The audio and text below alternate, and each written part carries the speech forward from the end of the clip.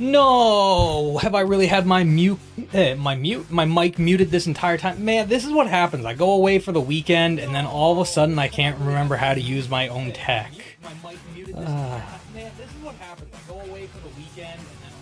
I'm so upset. I've been going over everything. Basically, you'll have to tell me about that in a moment. Basically, my goal for today is to get a couple of things cleaned up. I was just testing a couple of the additional features that I added right before I went on my little short vacation. So I have a few things to line up, but I really want to focus on the file system and getting the code base cleaned up again before we get started on the next phase, which is going to be to enable basically enable the next playtest, get some of the last things in that we need, and then I can get people in here and actually get some feedback and some criticism. And oh, I can't believe I've just been muted for the first entire part of the stream. Got 3.5 hours into stream without realizing you were muted. That's rough. What did you do after that? Did you yeah, what happened with that? That's... I assume you continued stream, or was that a... Yeah. Okay, so I'm gonna take a look in here at my notes that I have.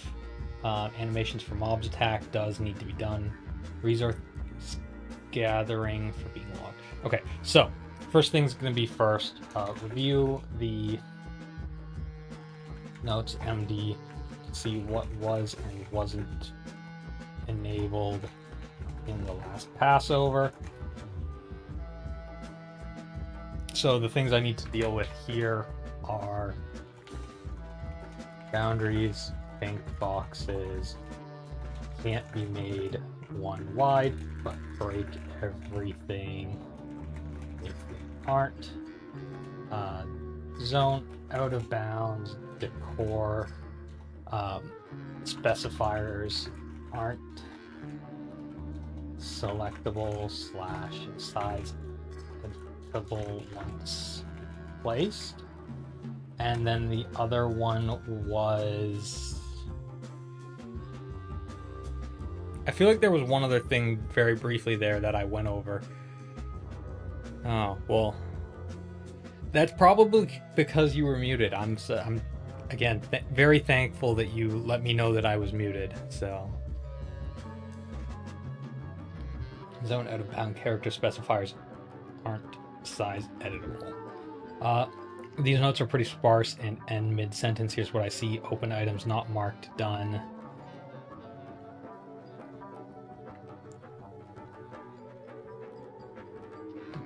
Okay, so it didn't really pay attention to any of these things. Okay, take a look at the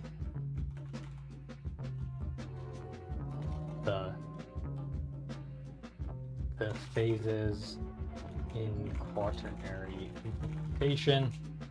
Verify against the code base that all of them code base.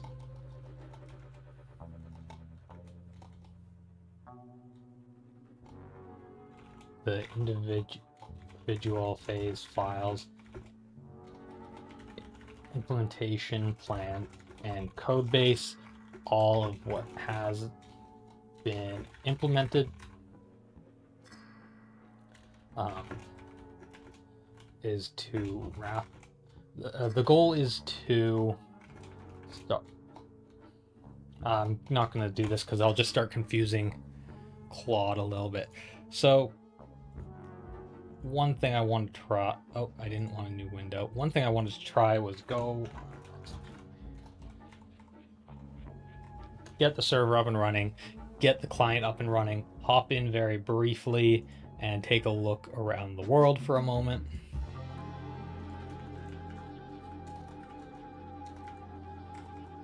Hatchet client, there we go. So we'll get this one up. All right, so we have the city, or we have the town. Things look a little rough because it's still just placeholders.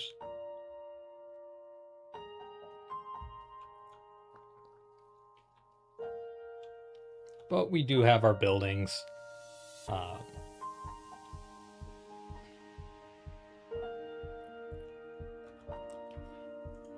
For notes, need to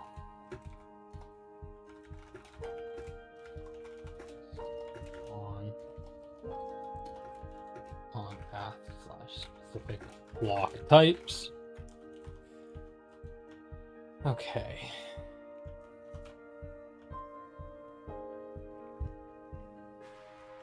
So I should try walking across the zone boundaries to just double check that those aren't broken, because I think I remember them getting fixed, but I don't know specifics of where I actually left things off. It's amazing how much you forget on just a couple of days of being away. I had a great time though. I went up to a lake. I got to see my family a bit more. I got to do some fishing. I caught some nice fish. It was a good time. I caught a couple of bass, caught a pike, and it was fun. So what does that put my fishing level at here? Bass and pike, at least level 30. I didn't get any walleye this time, which was unfortunate.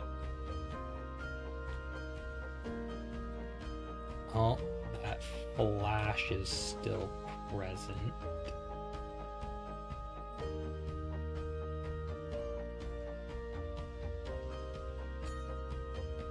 Okay, I will zone out of bounds, zone smooth, zone out of bounds, decor flash on smooth transfer. There we go, we'll add that note. A lot of these notes are things that I'll probably just putter on in the evening. The thing that yeah, the grasses are technically backwards in my thing. The lighter grass doesn't actually look terrible, but I still like the darker grass much better for the default.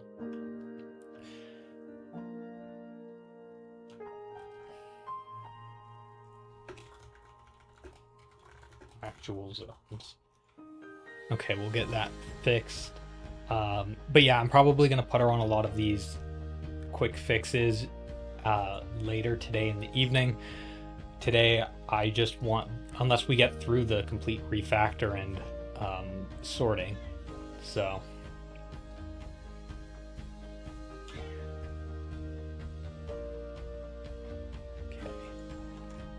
I guess now the best part is going to be to quickly take a look at, we're going to add, in regular notes, we're going to add a file, and this is going to be, again, refactor notes .d. So now comes the fun part. We're going to be popping through all of these different files to see where I think we need a lot of focus. So first off, I'm going to set this to is it internal client that I'm looking through first? Yep.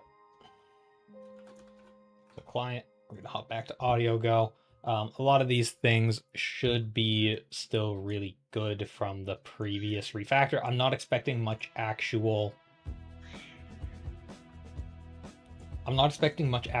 code changes that are going to be needed. These things should be mostly clean and extended in a way that only 400, this is fine. But yeah, these should have been extended using the good patterns that we've had set for quite a while. So I'm a little less worried on the initial file formats, but I am worried on, like, look at how flat these files are. Equipment.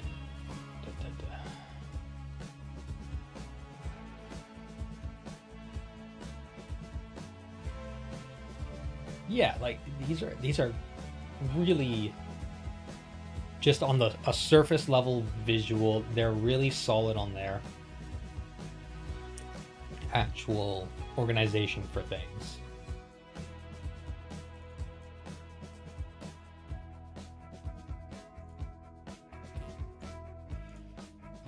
Options. Render HUD is going to be huge, but we're not actually going to really we don't want to touch render HUD really. We could break this into its own render files, but I don't think that serves us much of a purpose at the moment. This is one of the things that I want to focus on right before, I guess right before the playtest, for preparing for that, just so that we'll better be able to respond to any feedback on them. But I don't think it serves us valuable by going over that right now. Oh yeah, we should probably move all the render stuff out into its own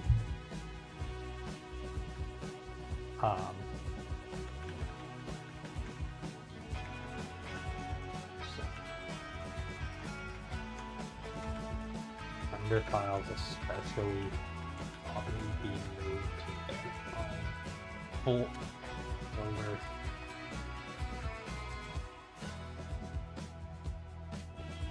Structure.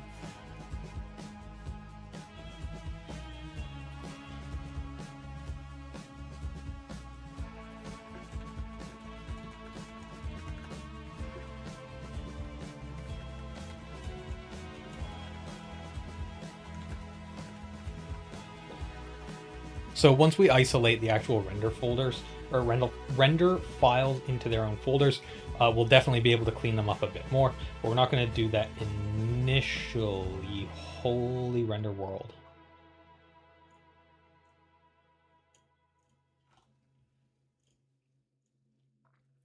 Render world, render shop. I'm going to guess sync is also going to, oh yeah, sync is also going to be the same sort of boat.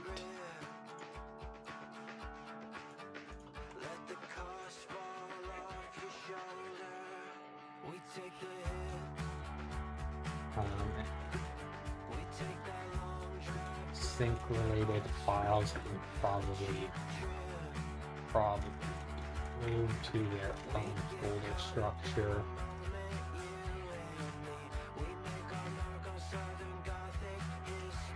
Sync files can be broken apart in later steps. It's isolated.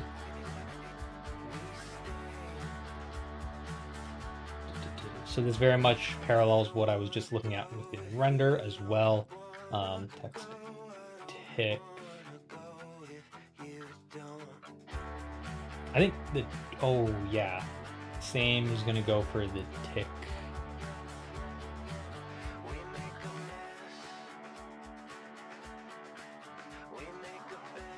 Tick parts world. Yeah. Yeah.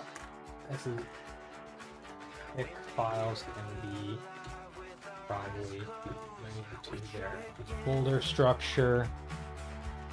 Tick files down. Steps. Isolated.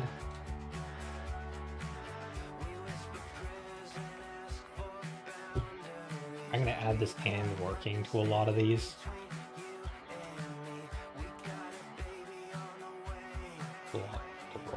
So basically, I feel like there's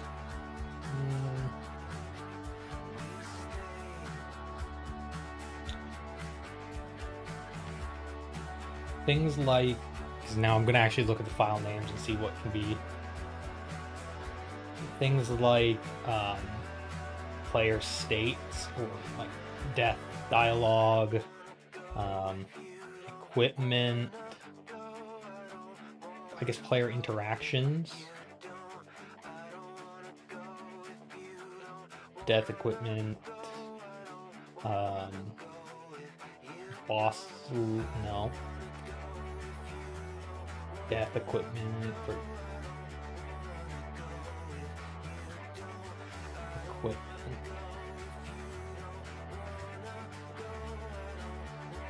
Death equipment, input, inventory,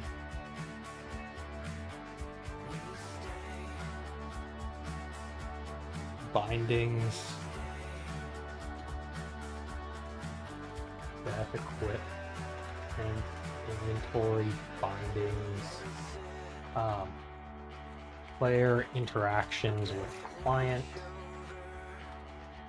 / character state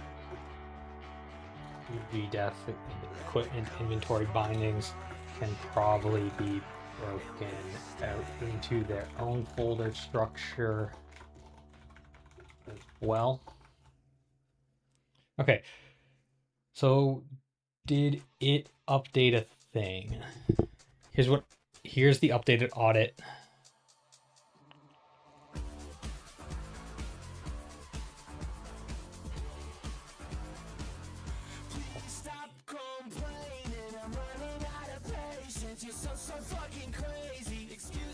Here's an updated audit with the items from the items the previous session left as status unknown. Items now confirmed complete or unknown.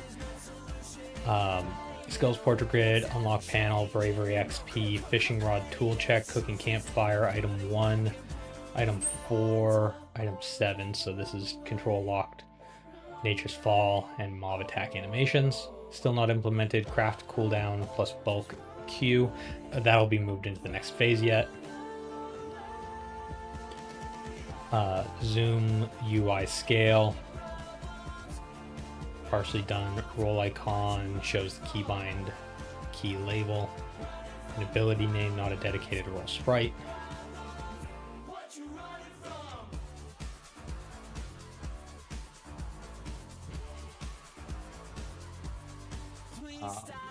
Roll sprite icon has been configured.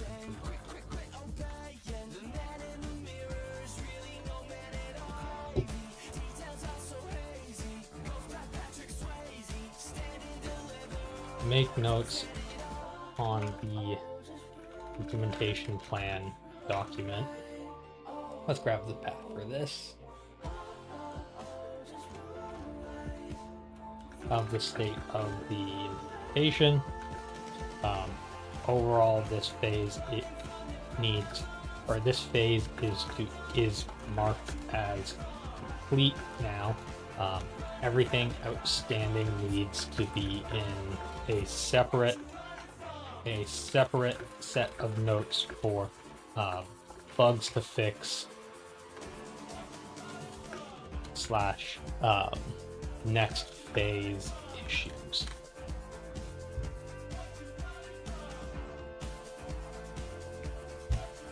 All right, looking back through the refactor stuff. So we're going to want to break these parts out as well. Those should organize very nicely. Internal client. This next part is internal editor. Editor.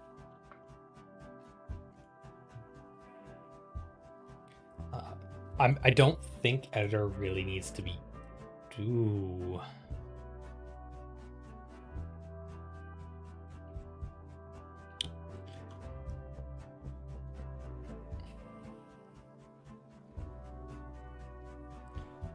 Actually, as I look through this, this is just a lot of. Okay. No, this is actually sorted well, but it's just too long of a file. Editor.go main file is too long. It needs some love and love being broken. It needs some love to be made into some shorter files. This will help with future changes. All right, so that's main editor one. I guess this is probably the section that I would need to do the most in depth. Load update configs.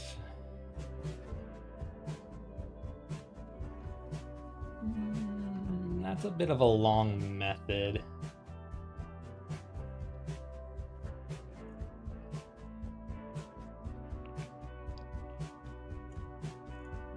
File helpers. Multi-group. Actually, it doesn't look. New edit. No, it's not terrible. Render.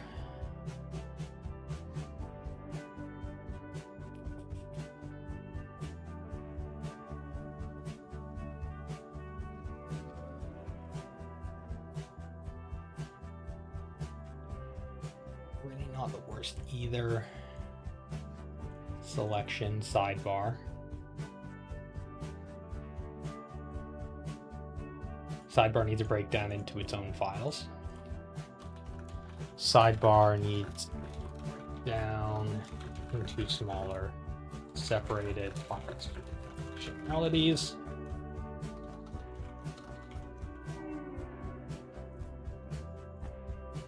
Tools. Trends editor is fine. Viewport is fine. So next part is on game. Oh, game is so nicely sorted already.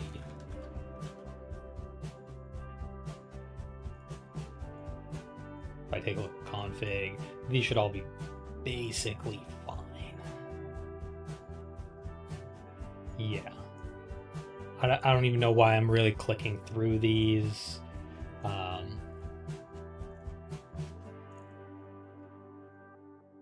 What's the... Oh, no, these are nice. These are very clean. Config for zones. I mean, zones are a large amount of data, so that makes perfect sense. Economies, really, these haven't been implemented that much. They are very basic. And then entity, again, these shouldn't have been changed. Oh, look how they're so nice.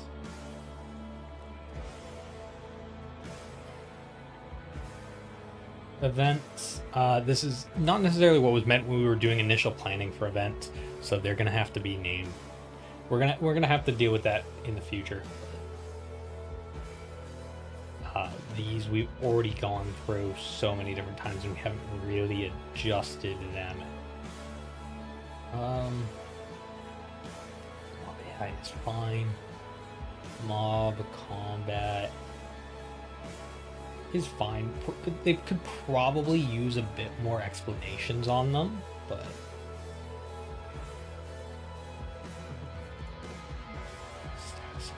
status effects are fine.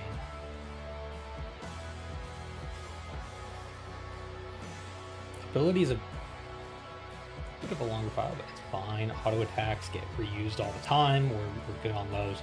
Chain we're probably going to have to come back to do some bug fixing and just make sure things are working as we intend for them to. But the overall actual implementations on them is more or less working. I think there's a bit of a bug with how Pocket Stand is actually implemented, but that's besides it.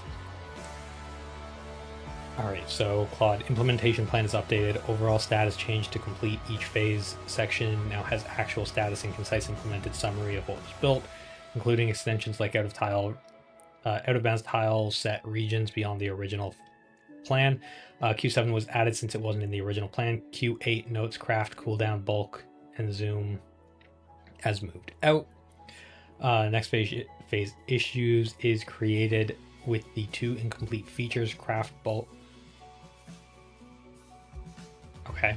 Okay, good. Yeah, this makes sense. 3 bugs, boundary width constraint, out of bounds region editor, out of bounds decor, flash on finish, and the 4 investigations. We won't actually be doing this 1x2 character one anymore. I don't think that's a good idea. Hey, Fanbjörg, how are you doing today? How are things going with you?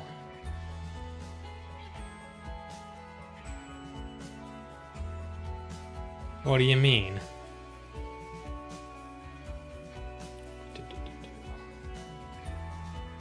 So let's take a look at these phase notes. Summaries are basically all completed. Notes here. Okay, so it does list out what was implemented for each of these.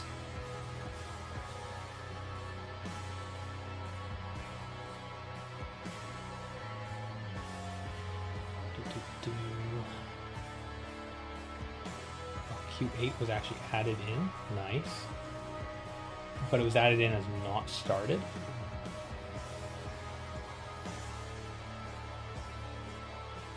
thought it was complete.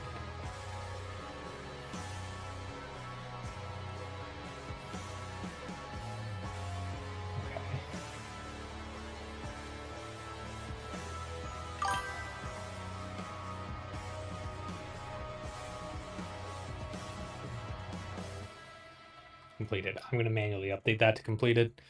Wiseman told me if you like problem solving in 2026, the best way is to find a problem having life. Yeah. I mean that is one way to increase the number of problems that you have to solve.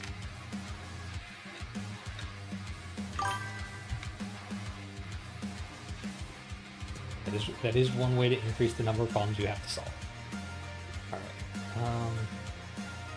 So this is really a setup for our next phase for tomorrow, along with notes, and then we're going to continue through our refactor notes. All right. So I've now lost where I was at. Game editor, game player, abilities. Auto attacks. Why aren't these the wait, no, they...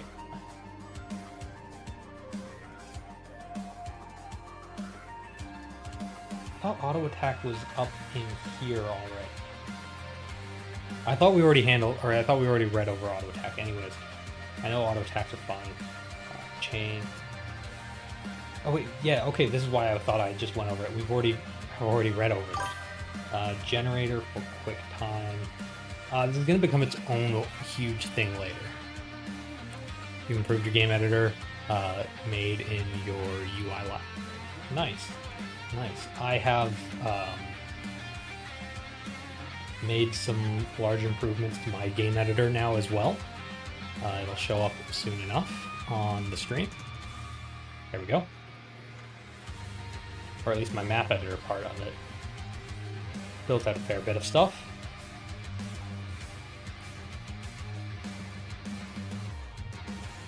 Enough areas for the play test to actually get sorted out.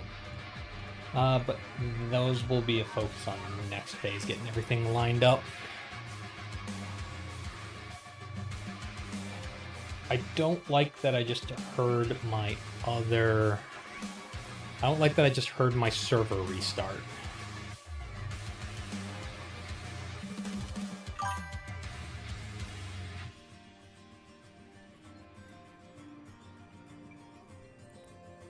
Sorry, 1 second. I'm gonna have to move quickly and check the server.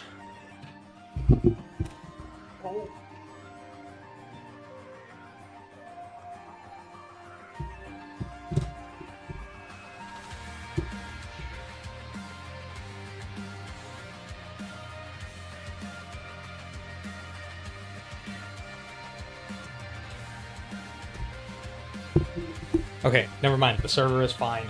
Whew, that was very confusing.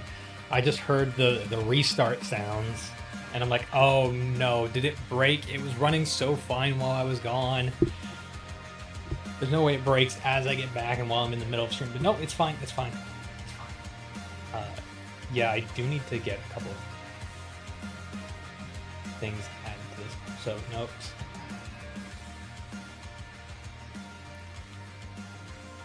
Buildings, H, and Y.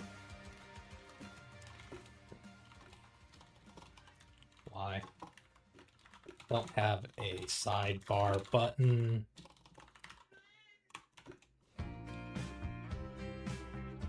Okay, those need a sidebar button from when I was testing as well. What do I want? There was one other thing. Oh, right. Zone transitions button for transfer zone.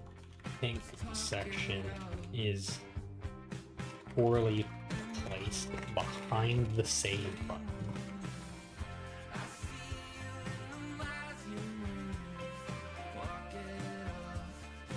Okay, back to looking through what needs to be refactored.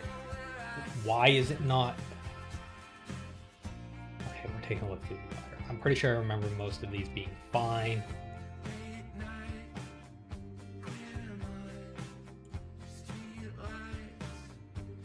And part B is still fine. Yeah, so many different message types. Look, we've just got all our message definitions here, just to make them available to everywhere else. Mob assistance is fine because we haven't actually implemented any database for that. Fire is fine. Simulation test. Simulation. Types.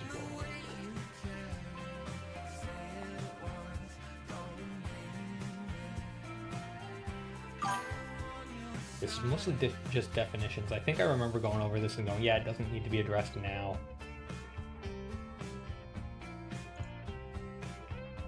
Game pathfinding persistence. Pathfinding we haven't touched in ages. Persistence we've done a tiny little bit, but haven't really touched it. So I would just close my refactor notes. Server.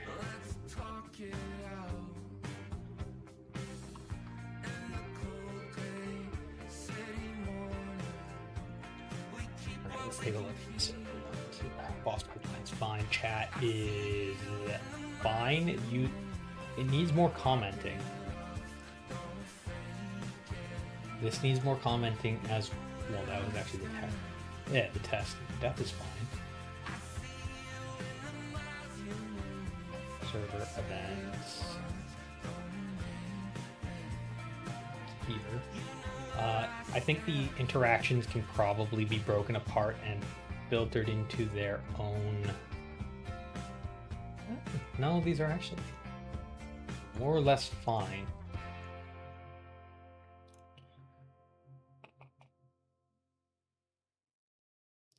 Place and inventory can probably be broken into a few extra helper functions, but beyond that, it's fine.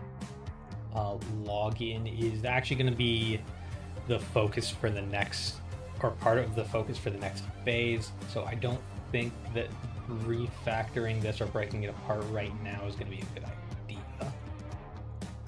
Modify, what about this? I don't know why I have a tendency to very, very quickly snap to the bottom and then very slowly scroll up to check things backwards. But it is a habit that I've developed. I think it's because with work, a lot of the stuff is bottom to top for relevance of implementations.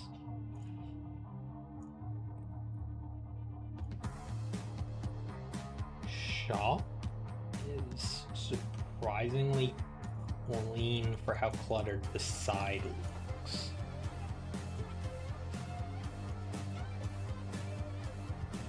Tick XP. XP actually looks really clean in the zones. Okay, zones could probably use some love. Being broken into smaller help files.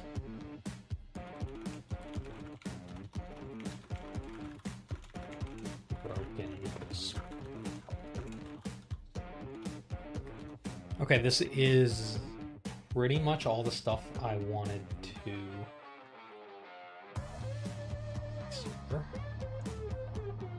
Yeah, okay. So with that being the case, I'm gonna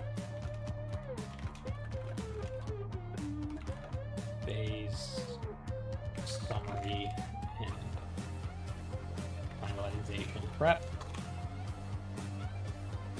Now,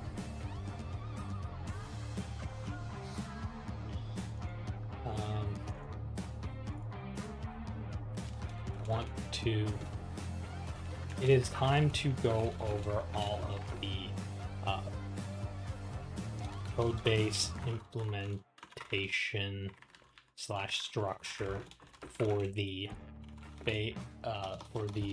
post phase refactoring. The goal is to ensure the quality of our code base. Quality of the code base meets the required standards set from previous phases and continues to be clean and easy to work in. I have done an initial refactor, an initial once over of the code base and written up refactor notes. My most areas are still very high quality implementation. Some specifically for focus next phase are a bit bloated, but will be addressed shortly. My primary focus has been on the file structure for this implementation.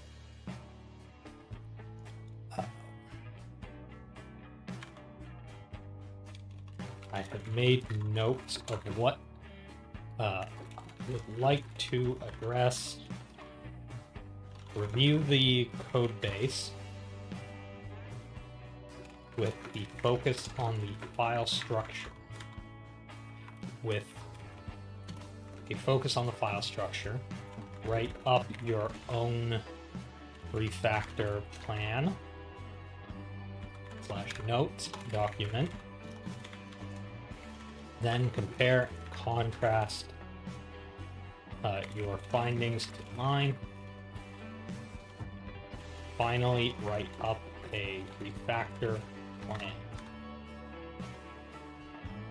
for what and how this, what needs to be covered, how it will be fixed, right? How it will be done.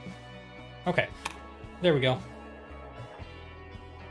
Gonna get that started off there.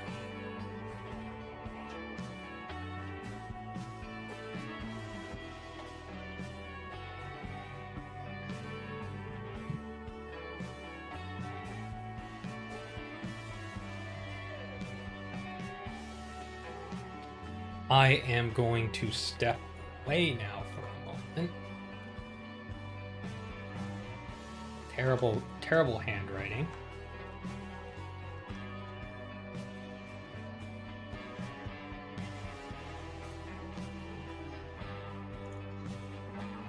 All right, I'm going to step away and quickly just make sure the cat has some food because it's very much wanting attention. So I will be back in a second while this is going.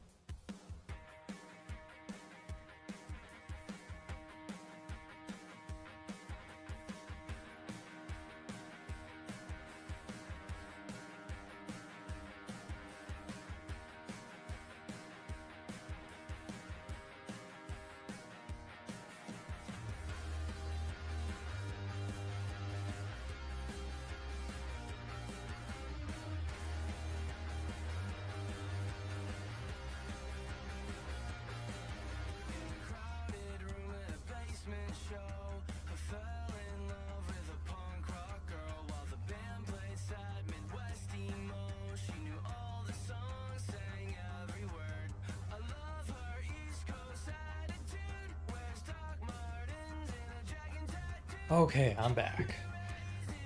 Apparently there's also a lot of... Apparently my chat is not pinging me when there's message, so I've missed quite a few here.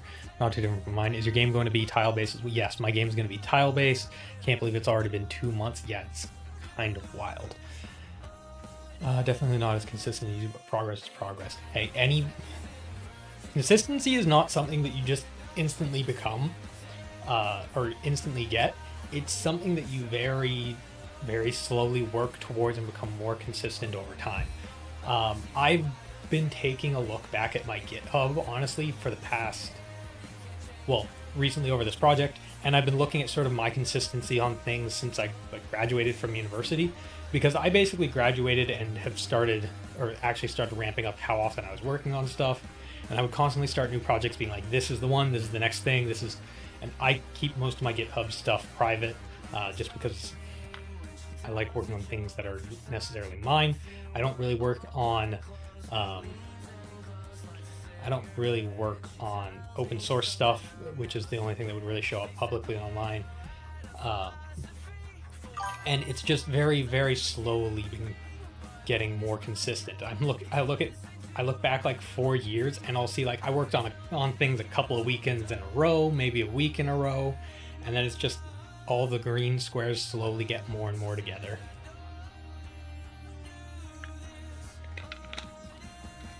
It's kind of cool to see those patterns, though.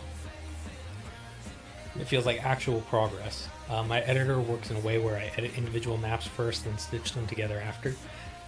Yeah, that's...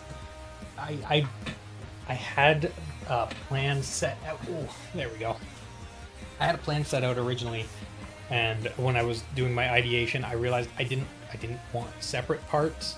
I was considering it, but I like being able to kind of take a look at everything all at once. So, there are definitely a lot of things that make it much more usable if you have separate parts. But honestly, my recommendation is you should add a feature that lets you view everything all at once. Sometimes it's nice to get an overview of where everything lies compared to everything else.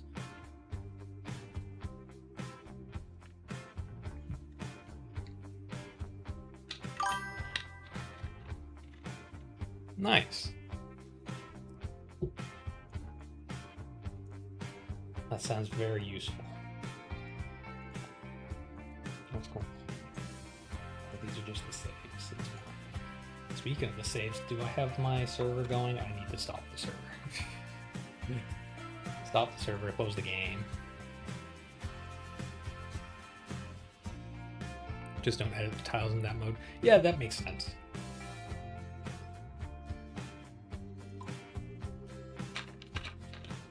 I made mine this way because I want to have a lot of consistency in between the two overlap area, or I guess the overlap areas, and I thought that being able to edit them at the same time would be the best way. So that ended up being the approach that I took. But there's so many different ways to get things done for this. It turns out it's actually kind of funny. So I started working on this project just shy of, well, actually at this point it's slightly more than 2 months ago, because I've had literally like a vacation and then a short vacation as well in that time. But shortly after I started this, one of my friends from some MMOs and some gaming reached out to me as well. He's actually starting his own MMO project as well. It was completely unrelated, did not know about mine, and I had kind of didn't say too much, didn't want to get involved, didn't want to be like, oh no, I can't, I don't really want to get involved in yours because I'm working on mine. I just felt like that would be weird. Anyways, so a couple of weeks ago, I hadn't really spoken to them much at the time. A couple of weeks ago, they messaged. That's true as well. But they messaged me again, and they sent me a screenshot. They're like, "Hey, look who I found!" And it was a screenshot of one of my streams. And it's like, yeah, I've kind of been working on that, and then been chatting with them more about what they're doing as well, and seeing their setup and the tools that they've set up as well, and how those differ compared to what I've been using for it. And it's really cool to see their workflow is way different from mine. That's partially due to where they're working in comparison, like how they have their system set up, what the main game editor that they're using is, how they're collaborating with other people as well, and their code base. And it's really cool to see the different styles of tools and map editors and things set up, and the features and what's supported by theirs and not supported by mine, or vice versa. So there's so many ways to do so many cool things.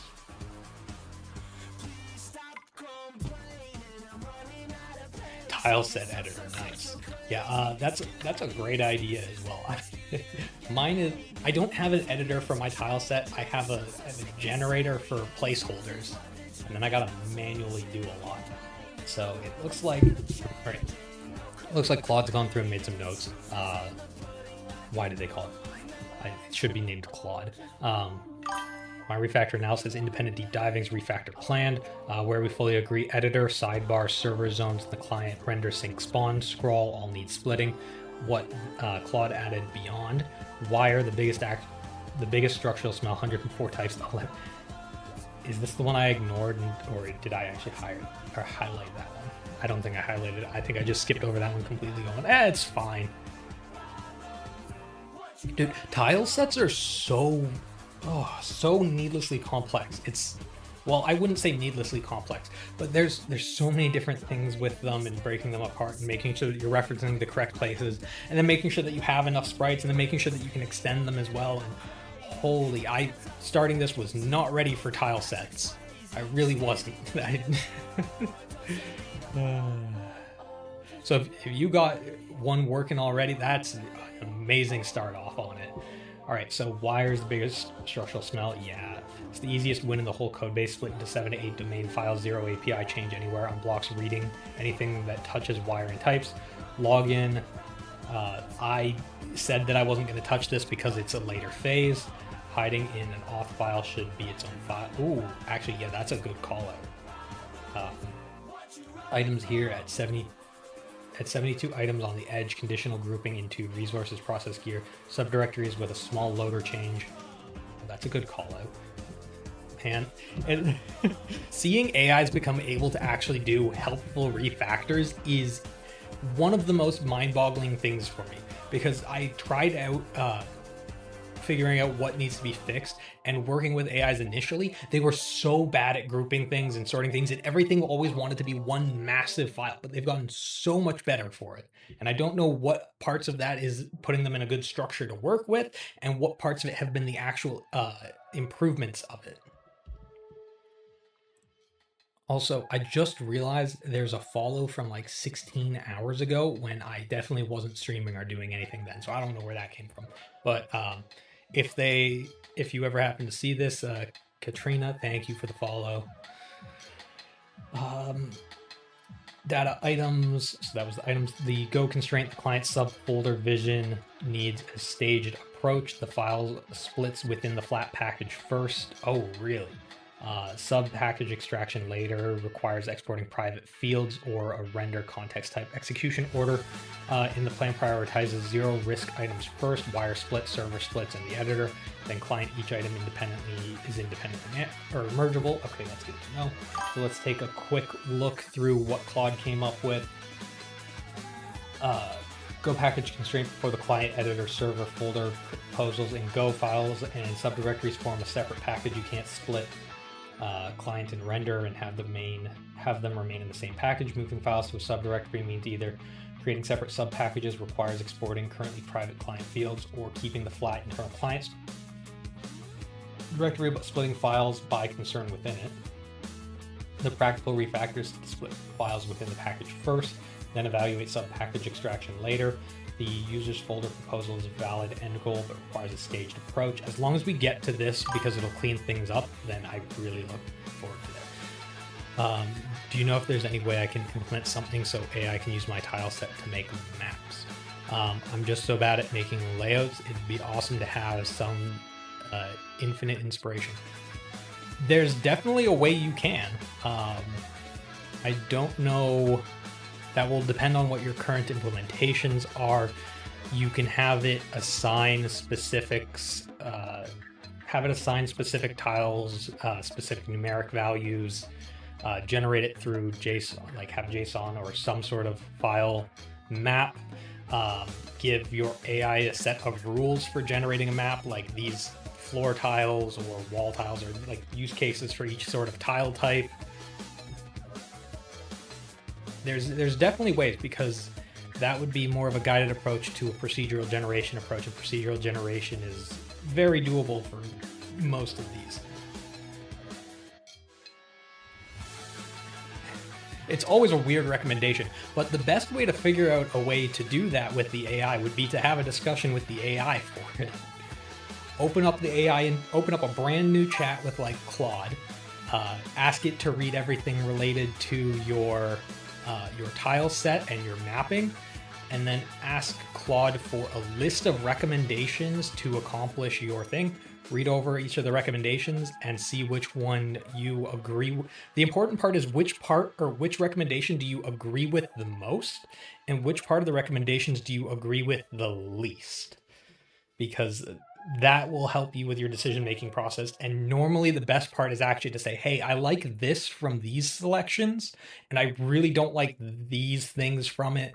So then you specify the ones that you do want and don't want, and then works really well for working through problems that you have like no clue what the approach is. And if you have a good idea for the approach, then it's so much faster.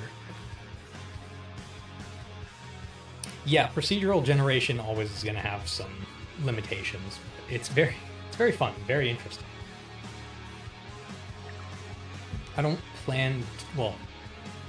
really have procedural generation for much stuff. Well, I do have procedural generation for the out of bounds decor. So, why am I not getting pings every time there's messages? This is...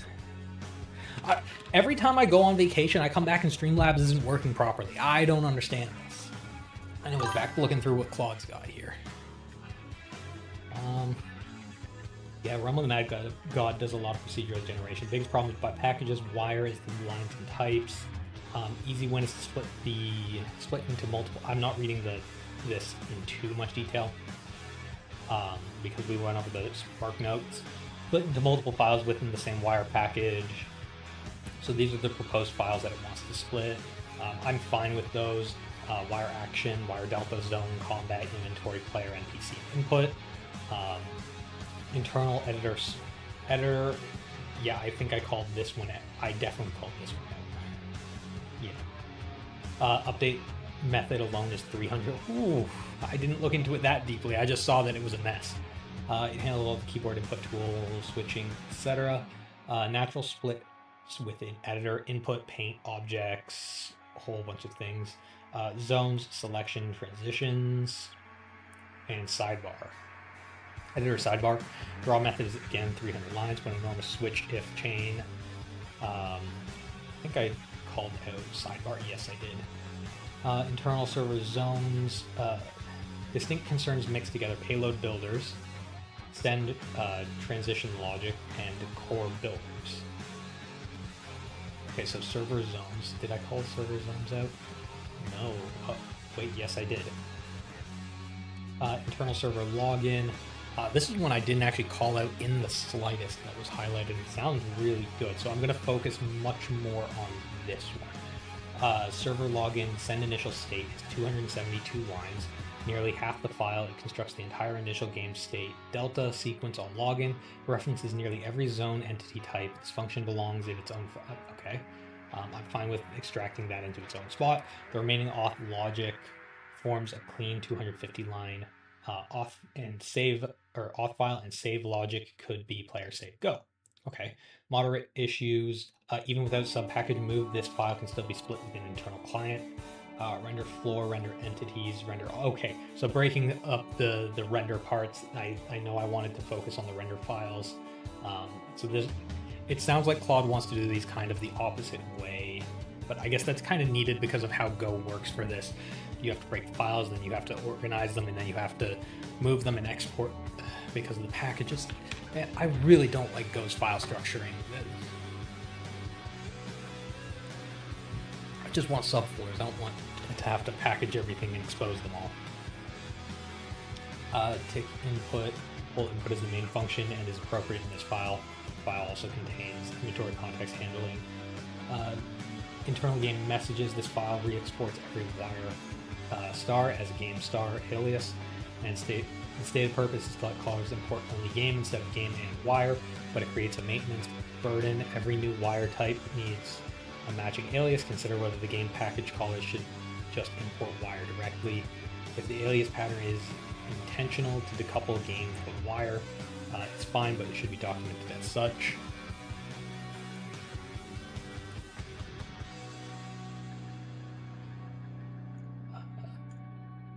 Data directory structure, data items, 72 items, 72 files flat. No grouping, item span. Here, items resources processed. Here, MISC. Cost, the config loader uses. Single glob subdirectories would require cursive loading or explicit subdirectory lists. Flat files are grouped by their zone group with 11 zone groups and 43 zones. Flat listing is manageable, but navigating a specific group requires knowing file names, low priority. Data abilities, well, not really, because we generally just use the map editor for this one, which kind of makes it a much lower priority, and it's already low priority, so it's even lower priority. Data abilities, 7 flat files, all lumberjack abilities flat. Fine at this scale. If a second class is added per class subdirectories, makes sense then. So we'll address that later. Things that are good, don't touch: config, player, interact, entity, sync.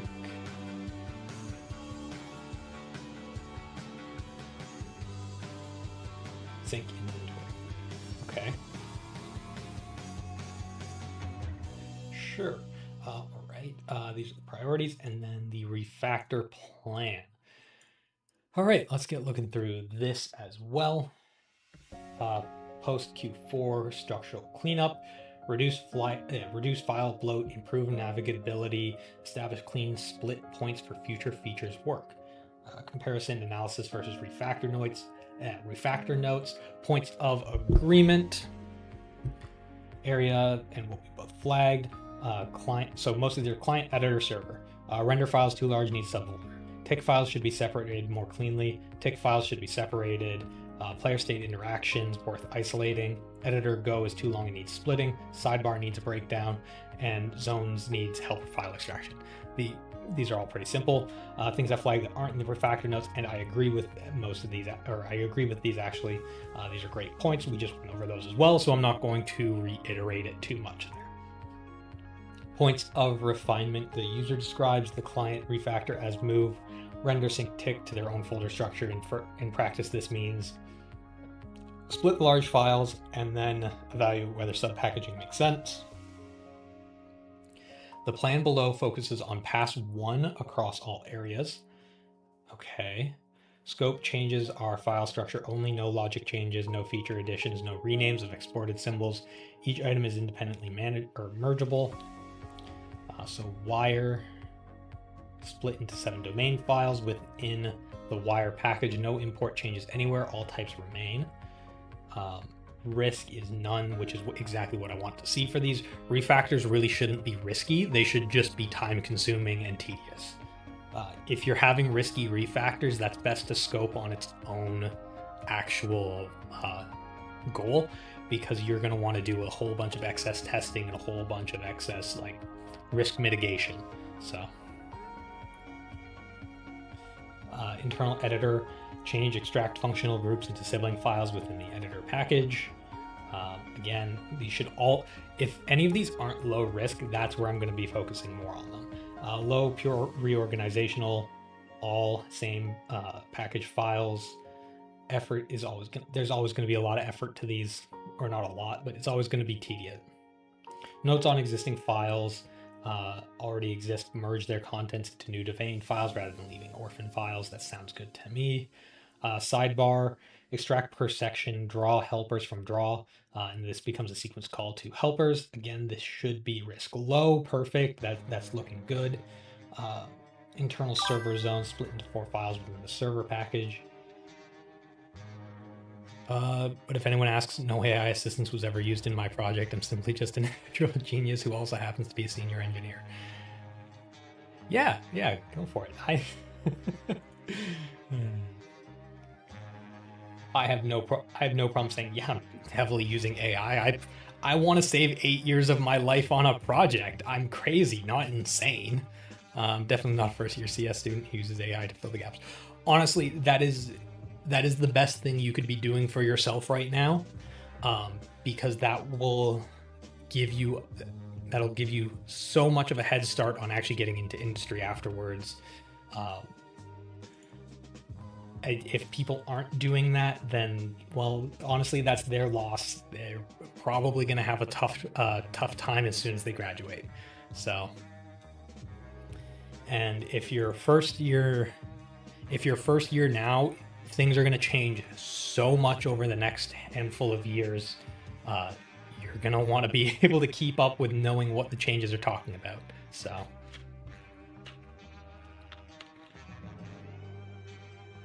And honestly, if you're lucky, then you have something that will stand on its own by the time you're done university or college, whichever of the two it is, depends where you're at. But you'll have something that stands on its own afterwards, and you won't have to find a job. You'll have made your own thing.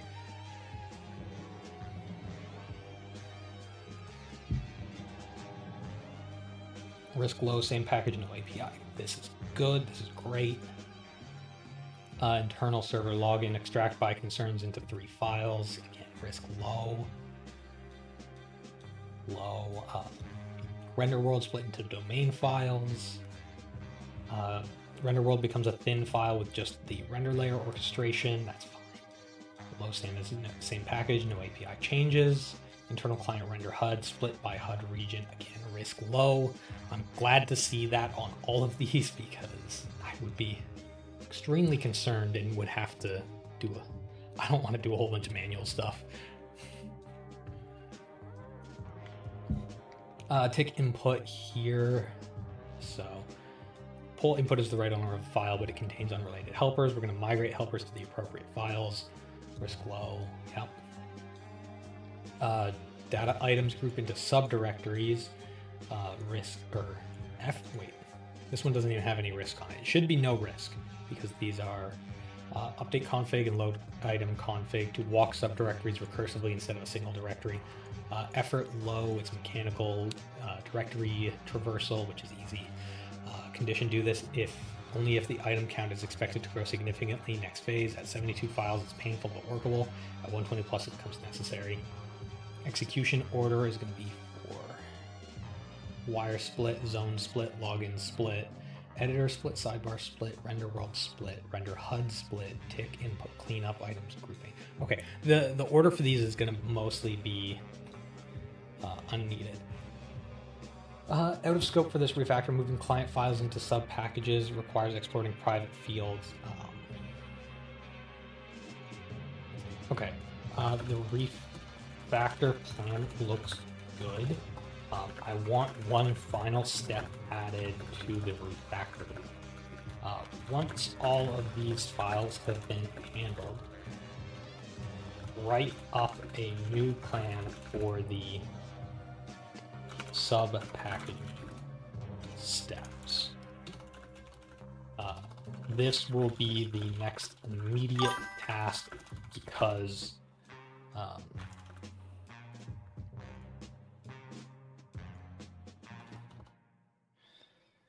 for readability purposes, it is necessary at this point in time. Especially for client.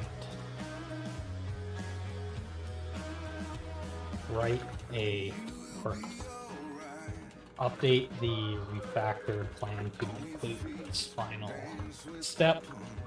Write a to-do list. Plan for the refactor implementation. Implement the plan. I think please fix prompt would likely have worked, but I lose context too quickly doing that. Your workflow on the editor has mostly been to use the AI for prototyping, but fixing the mistakes yourself because fixing your mistakes forces you to understand the code first. That is a great way to go about it. Yeah, I've gotten a little lazy on my evening fixes, and I still always try to avoid please fix, but I feel you there on that one. Sometimes it's so tempting to just be like, oh, this is a simple thing. Please fix this issue. So I feel most of Claude's mistakes have been because it misunderstands details in my library, and that's the problem with fully custom stuff. Yeah, but that's also the fun part of fully custom stuff, right? Because depending on how you architect it as well, is going to make it easier or more difficult to use. If you can make things right now that are easy for AIs to use, that's a great thing to be able to do as well, because that means that if the AI can use it well, other people are probably going to be able to take a look at it and understand it as well, because the AI is a very great representation of sort of the average. Actually, it's pushing more to above average at this point, but I digress on that. But if they're not able to make use of it well, it's worth spending the time to investigate sort of what reasons it's having issues with it or where it's getting stuck at, especially if it's consistently in the same sort of places. And that can give you a great starting point on, hey, maybe I should look into this area a bit more. How can I do this better? Because it's not working cleanly here and it's causing me headaches on this. And I'm not going to say oftentimes, but sometimes you find that there's a really clean way that you can handle certain problems, and it completely changes your entire output. So that's sort of how I progressed with my Go implementations as well. I don't actually have them checked out on this. Oh wait, I do have. No, I only have one of them checked out on this computer.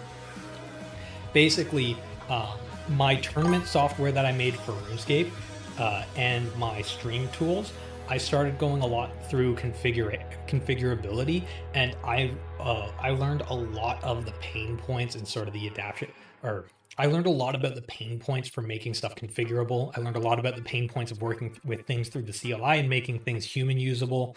And I really found the parts that were a pain to me every time I went, all right, I want to extend this.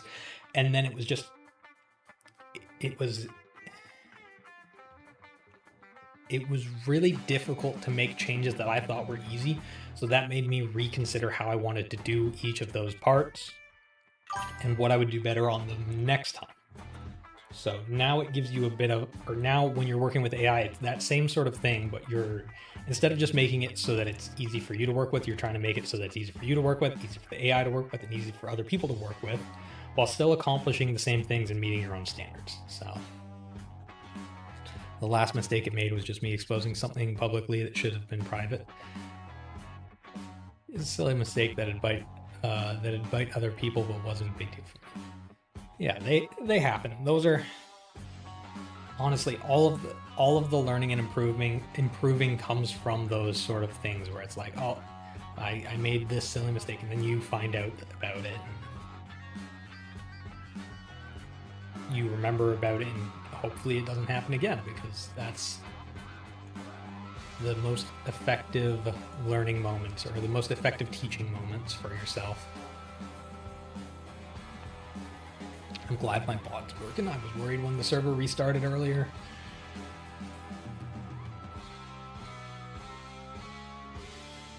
Okay, Claude gave me a to-do list here. I didn't actually look through what it was. I'm assuming it's just sort of what the refactor plan said. Split wire, yeah, it's a whole bunch of, it's all the splits, migrate helpers out, verify build, write sub packaging plan document. Perfect. 10 steps, should be simple. Once all this refactoring is done as well, then it's going to be review and update the architecture documents. This whole refactoring and documentation maintenance steps it's never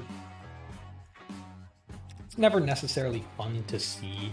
I really enjoy it. I get a lot of doing this, because it makes things feel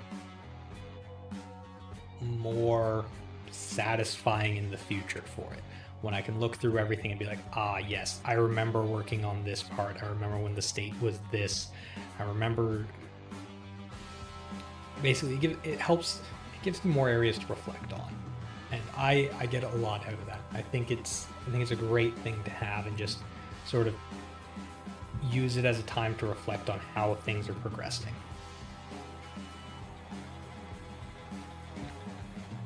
Make code for yourself, but making code for others is an entirely different beast. So much little nuggets of knowledge that are taken for granted. Yes, there is so much. Learning to actually work in code with other people is an entirely separate skill set, and I have seen a lot of different, like, I've seen amazing programming that just does not work well with another team, and I've seen terrible programming that works really well with other people though. And there's such a large variation in that skill on its own, and I don't think that enough people pay attention to it, which is weird because normally you're actually working with other people once you're in, like, most people aren't working on things individually in a company or on massive projects. They're normally working along with other people, and it's important to be able to I guess it would be best to say it's important to be able to help respect other people's time that they're going to have to look through it as well. If something is going to be touched by a whole bunch of people, you don't want them to have to spend forever trying to figure out what is actually going on.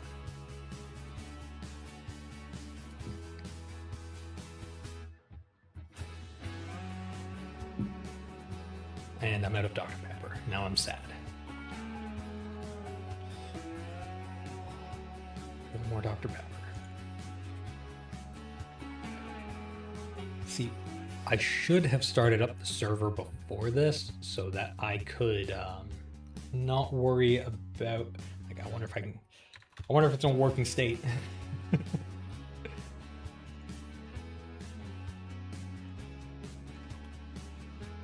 Haha, it's working. There we go.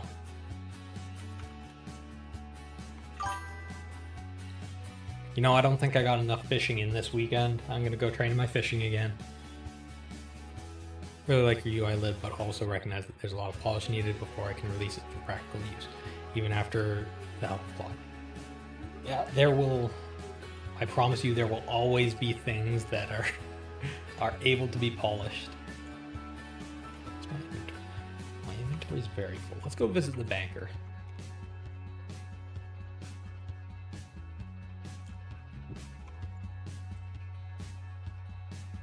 I need to make the minimap zoomed in more. I don't like seeing so much void. I either need to figure out how to handle the void, or I need to make the minimap zoomed in, or both.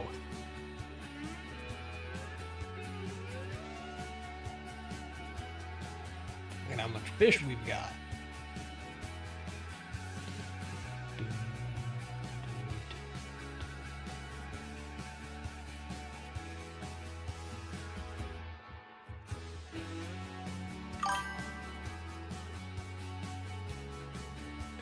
Oh, that's my favorite line ever. How hard could it be? I've said that so many times, and it's always fun. It started as how hard could it be because I couldn't find anything that suited me exactly, but it was a classic case of you don't know what you don't. Yeah, how hard could it be is a very fun line. It also tends to lead to a very exciting attempt at something. Oh, that's right. This is the other thing that I needed to fix. When skills is open, I can't start gathering. I'm gonna make this in notes. When the skills tab is open, start gathering resources. Click or right. Plus, this needs to be fixed. It's not hard in a sense of individual features to include, and it's not hard in a sense of individual features, but more so with features to include and how making it all fit together. Yes, that making it all fit together part is very good for trial and error, at least. But that's where there's always a lot of room for improvement.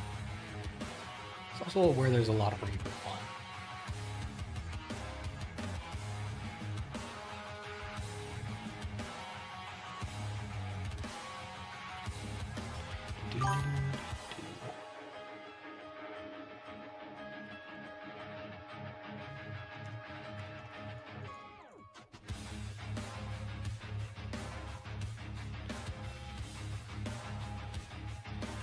Don't want bloat, but also needs enough functionality to be flexible. That balance is hard for me. That is difficult for everyone, and it's something that will improve over time as you keep trying more and more. The important part is that you keep trying it.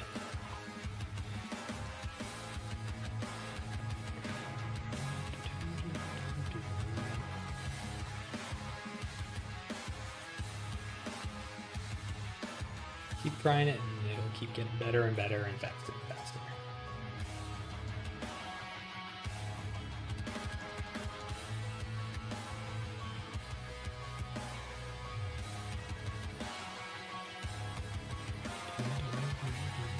Oh, I also just noticed that only 2 of these show.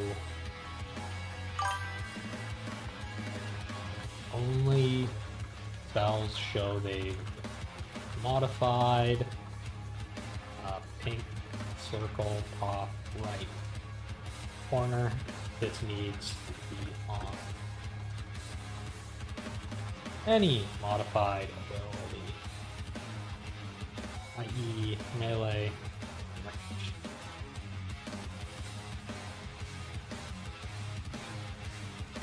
E.g. melee range 2.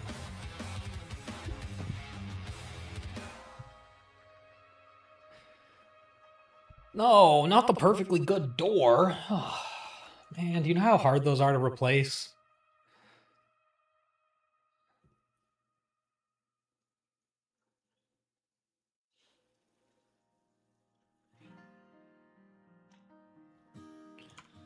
I don't even have doors on my buildings in this game yet.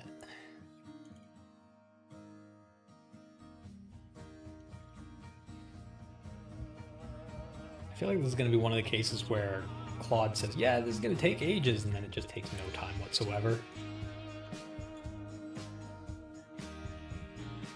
Looking forward to getting this done so we can get planning on the next phase tomorrow.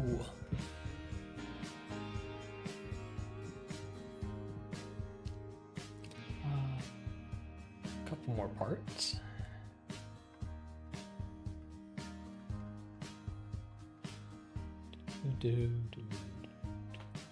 Now rewrite editor.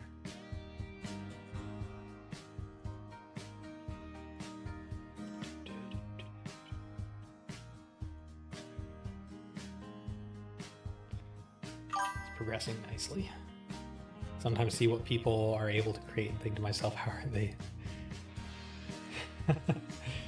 Yeah, so my first job out of university, I was working on one thing and it was taking me like the whole week to do. And I had it mostly sort of working, and then I guess the project lead on it, or at least the person I was reporting to, I think they were, anyways, they were way more senior, and I'd been working sort of with them alongside, and they were sort of outlining it. One day I finished up for work, and like I had been talking to them about it beforehand and was telling them like, yeah, I sort of have this working and I'm struggling with this. And then I came back in the next day and they had completely like and by the way, this was before AI coding. They had completely rewritten the entire thing and restructured it all, and it was beautiful. It's still to this day probably the most beautiful code I have seen. I definitely took a lot of inspiration from that one experience, and that was wild to see.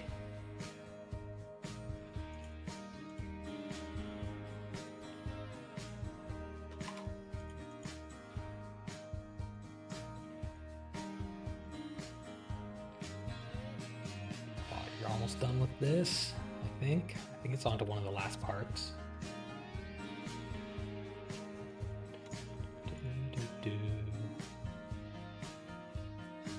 What is the music is very boring today. Where is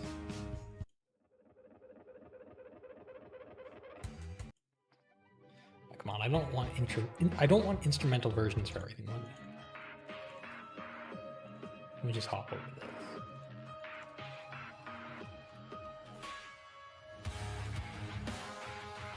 It's also funny because using this these tools here with like the laser pointer, I'm realizing where the controls are kind of a pain in the ass for me, because every time I alt tab over, I have to hit alt again after to bring back up the laser pointer.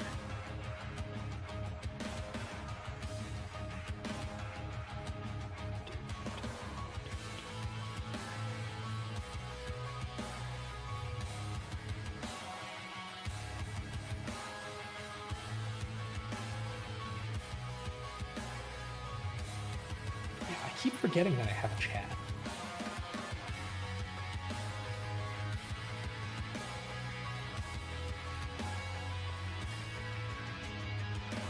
That's a feature that I always keep forgetting about because I don't have any use for it while I'm playing solo.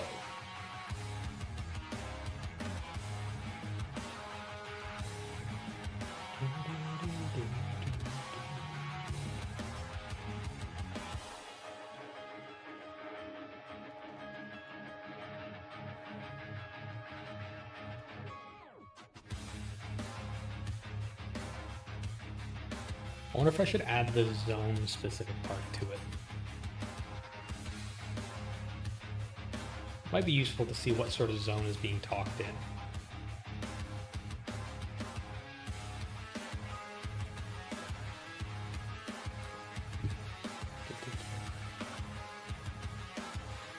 Now let me survey the current flat file layout and across the key packages before we plan. I'm hoping I can get through this today as well. It would be nice if I can, especially in the next 30 minutes, because that'll take me to about 2 hours per stream. And that's the goal, especially when I've just taken a little bit of a break. Hopping back into things is fun, but I'm still not entirely used to it. So.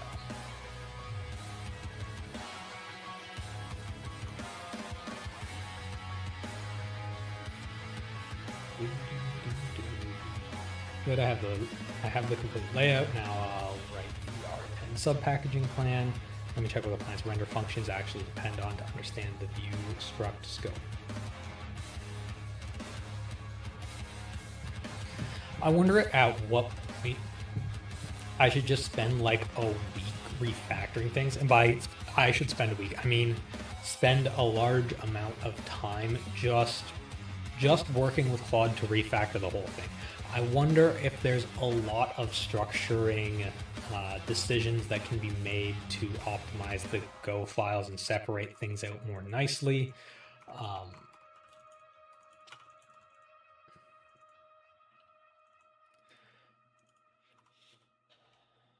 Don't know.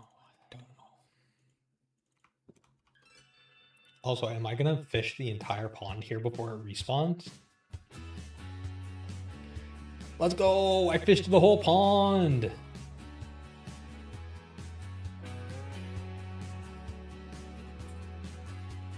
Doesn't all respawn at once, but I mean, I got the whole pond at once.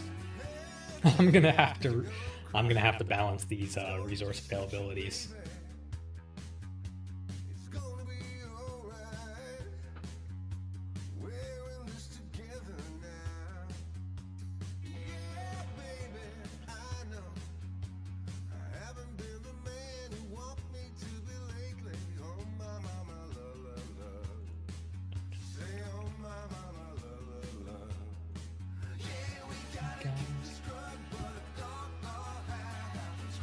I'm also going to rename this one now.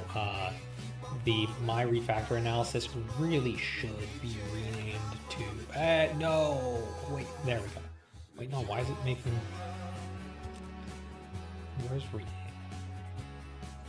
where's rename? Refactor Analysis. But this is not My Refactor Analysis. This is the Claude Refactor Analysis. My Refactor Analysis is Refactor Notes. There we are. Which are very short Spark notes. All right, the full refactor split is complete. Here's a summary of what was done this session. Wire zones, login editor, selection, sidebar, render world, render HUD, render ticks, and then the lookups. Oh wait, no, this is the R10 refactor package plan. Okay, so first thing I'm going to do to verify what is working is I'm going to close the server and I'm going to close the server and close the client. Now I'm going to reboot both of them and make sure that this loads correctly. Login screen looks good. Logged in. I should probably toggle it so that the sprites are active as the first thing instead of loading as the checkerboard. This is nostalgic for me to see though at this point. So those things are all seem to be working. Inventory. C. Okay.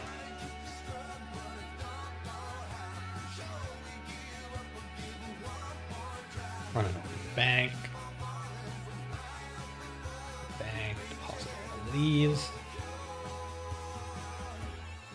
Just grab out the wood, make a campfire. Basically, I'm just double checking that things are still working fine. Let's grab some perch. We will place the campfire out here and cook a bunch of perch. So yeah, everything basically seems to, well, I should walk through a zone load. The fastest one of those is just going to be over here, going into the forest. I'm assuming this should still work with the very quick out of bounds reload issue.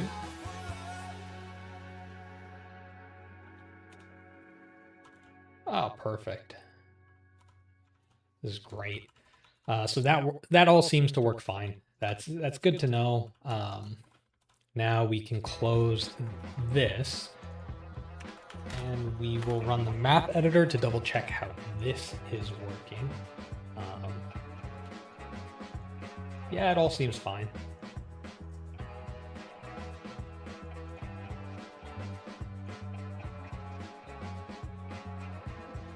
Cool.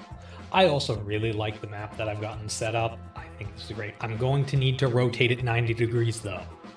I've said this a couple of times. I don't like having the mountains at the side. I don't know why. I want the mountains to be along the top here. So I'm going to rotate the entire map 90 degrees. I want the mountains up here. The ravine here. The forest here. Serenity like here. And the beaches and cliffs down here so that the lighthouse goes off here. But that should be a really simple thing. So we'll close that and we will actually file, factor, isolating.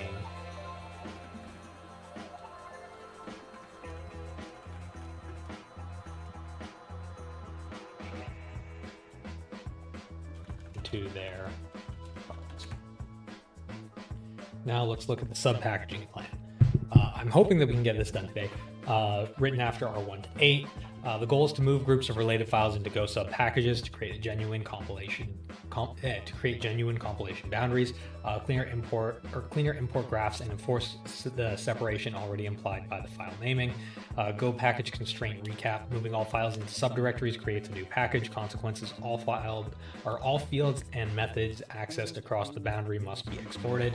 The parent package must import the sub packages. No cycles allowed. That's always the thing that gives me issues in Go. Methods on client, server, and editor cannot be moved to a sub-package without either becoming free functions that receive the data that they need explicitly or using the viewStruct interface as they receive or parameter. So tier 1, 0 friction, these are stateless with no receivers. These are pure functions or lookup tables, no client, server, or editor receiver. They can move safely. So internal client render lookup. This will have the source of internal client render lookup with the contents of NPC row, mob attack frame, mob walk rate, mob walk frames, and ground item call. Imports needed, none. Import in the client. render lookup. Effort is trivial. Okay, this is good. Internal server payload. Source is the zone's payload. All 17 free functions of contains. Okay. Contains equal payloads, portals, payloads, or no, payloads examines, NPC deltas, send spawns, okay, decor, block, and out of bounds, plus the 2 var maps, imports needed, effort in server, or import in server, effort low, functions already have no receiver. Zone config types just need to be exported. Check if they already are. Watch out for these ones. Take a check. Okay, this one looks fine. So SP2 is fine. Tier 2, read-only view structs required. Render functions are all in C client. Receivers, but mostly only read client state. Subpackaging requires defining view structs that carry the snapshot of state each subpackage needs. Key complication discovered. Some render functions write back to client. These writebacks must be separated before the render function can move. Step 2a, separate writeback side effects from render functions before creating render subpackages. Audit each render function for assignments. Known writes inside render function. Is this render HUD bars? Ability slot hover detection runs during draw. Fix extract hover detection into its own method called from tick go, where input state is computed, not from the draw path. The render function then only needs a hovered ability slot. This is a prerequisite to the tier 2 subpackages, and it is also a correctness improvement. Okay, I like this. Render should be pure read. This is good. SP3, internal client. Where's SP2? Step 2.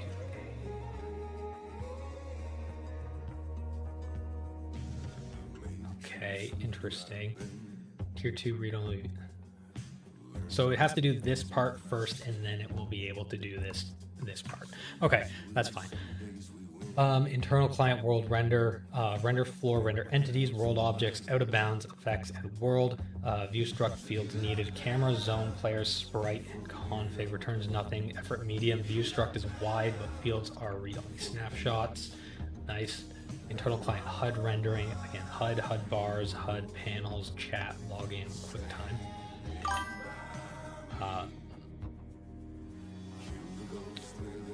There he is. We get to ban him. Let's go. That's always a feels good. HUD render. View struct fields needed. Player stats, ability slot, inventory, equipment, chat messages, active panel, and screen dimensions. So basically this uses a lot of information that the player has or stored with the player, or is temporarily stored with the player but is stored in the back-end fields. So this returns nothing, draw to canvas. Effort medium high, many fields require some audit, hovered ability slot right back, which was written about up here. Tier 3, interface injection, server and editor.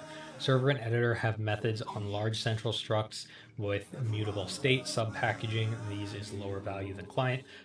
I'm primarily focused on client, so that's not bad at all. Server has 27 files that are already well named. Editor is build time only. Deferred until tier 1 to 2 are completed and the patterns established. If pursued later. Okay, so this is for tier 3. Pursued later. Out of bounds transition logic extracted from server and some server interface. Sidebar already split into sidebar ghosts, sidebar sections.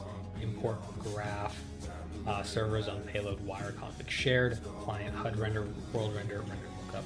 Rules no subpackage import. Imports its no subpackage imports its parent client. World render and HUD render import render lookup if needed. Zone payload does not import server. Migration options. SP1. Yeah, we're definitely doing 1 and 2. Extract hover detection. Yeah, I want that. World view. After SP1 and SP2 and the write back audits, pause and evaluate. If the codebase has grown substantially and the client is regularly a friction point, proceed with SP3 and 4.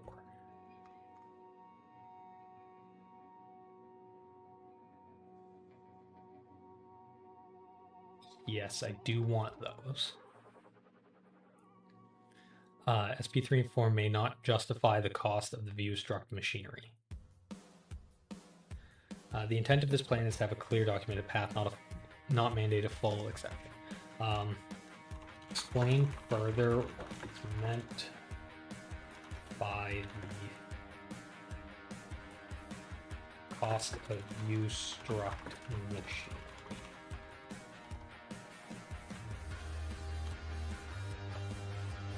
I'm curious as to what this is actually referring to. Does it actually cause issues on the actual implementation and runtime, or is it just an excuse that it's using? Because my understanding is that these refactors should not be affecting the actual runtime for it. These should be basically compiled down into their specific calls, and it shouldn't really add extra. The cost is the boilerplate that has to exist between client and any sub packages. Here's what machinery means concretely. The current state is this build MP. The function is a method. It can reach into client for anything it wants directly with no ceremony. What moving to a sub package forces, HUD renderer cannot import client, imports so client can't be the receiver or the parameter type. Instead, you need a view struct defined in the sub package. Okay, so it's talking about the boilerplate that's needed. Instead, you need a view struct defined in the sub package view, which gives all. So creating a struct to transfer the data. So this is creating a data structure that we're going to be transferring between them. Then in client, the specific cost field audit, you have to enumerate every client field, every HUD function touches. If you miss one and it's a compile error, the surface is wide. Okay, so this is just basically them tied up together. And more across. Export churn, sync burden at any time the render function needs to be read or needs to read a new piece of client style that didn't need before. Okay, so this is just adding multiple areas where I would need to touch the same information. The build HUD body is pure boilerplate. It doesn't compute anything. It's a long list, which means that creating it initially is going to cause additional bloat in files wherever it has to be created. So I don't think that bloat is worth it. The write back problem currently does I+1 mid render. The benefit of the sub package is hard compilation boundary. If the world rendering accidentally starts, depending on the chat state, the import graph makes a compile error rather than a code review catch. That's real, but it only pays off if the boundaries stay stable and the packages are large enough to warrant the isolation. Given the files are already clearly named and the flat package is working well, the machinery cost is genuinely higher than the organizational benefit unless the client package becomes a regular source of confusion. Okay. So SP1 and 2 covers what?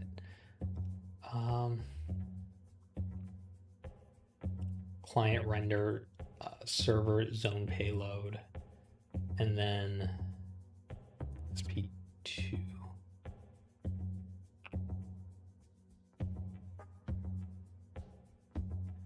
SP3, 4.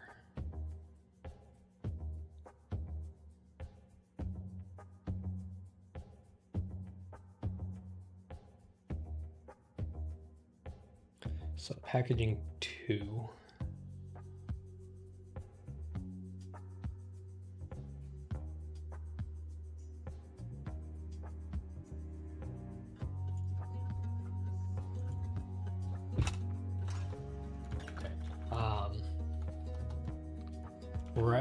Write a to-do for to-do list. A plan to implement SP1 and SP2.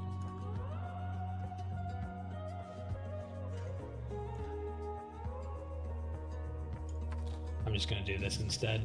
SP1, SP2, and the write back audit steps 1 to 4.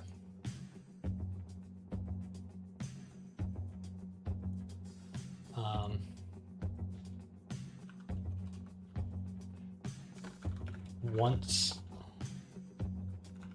the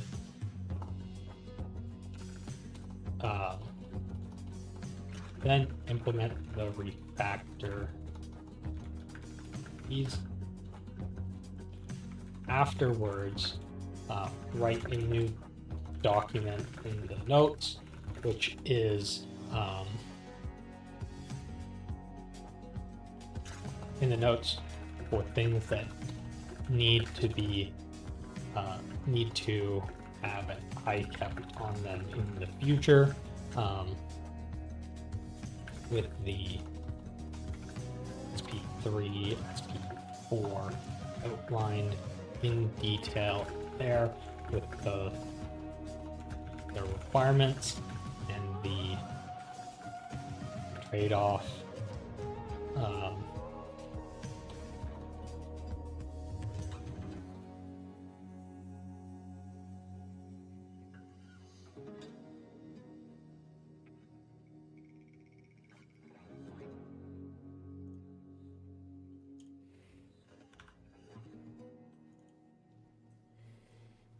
With the back problem audit.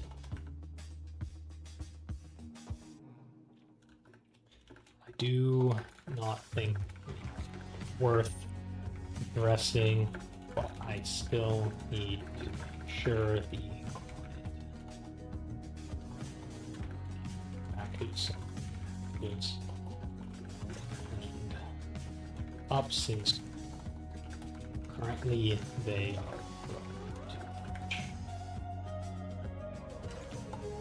too many files to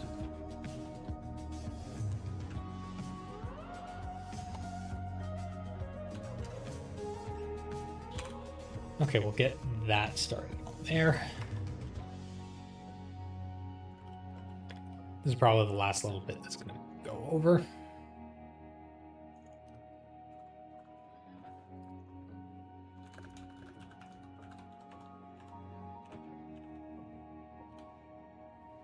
So in the meantime, I'm going to open up the map editor and just pop over here and see if I can get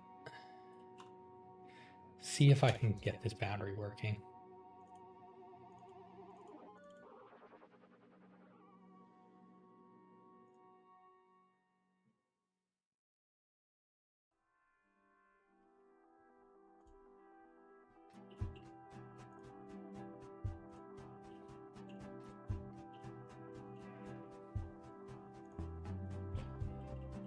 Go.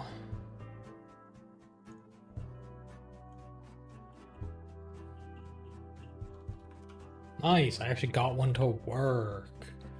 Now if I go here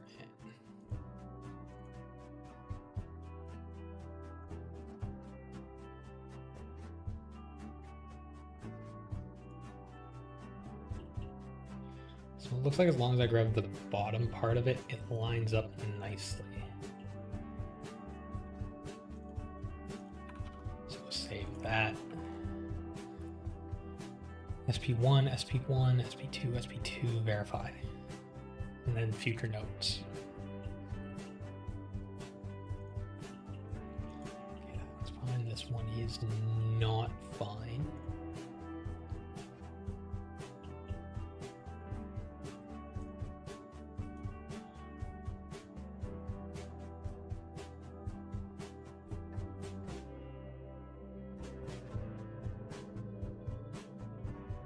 I have to go, what, up 2 and over? Oh, no, it was up 1.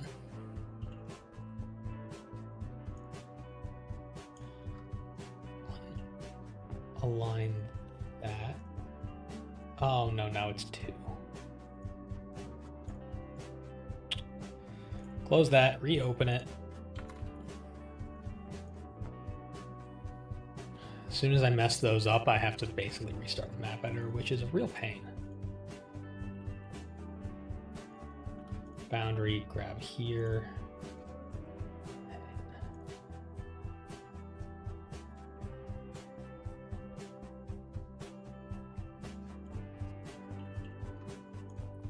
not making that same mistake this time. That should line up fine. There we go. Pop the boundary over here. Don't move it. Throw it all the way across the map. That's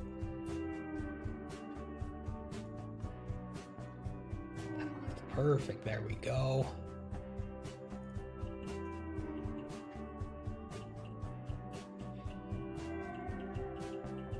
Those are aligned.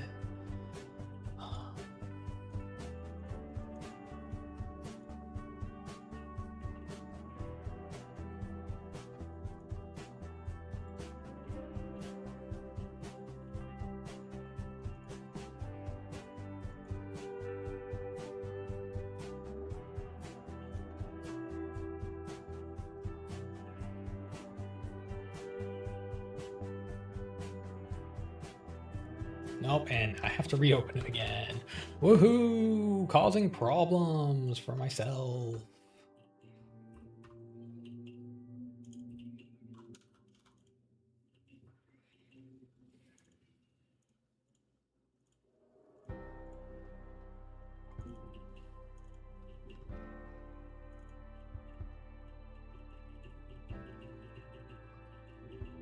Okay, those boundaries are fine. Those boundaries are fine. That's fine.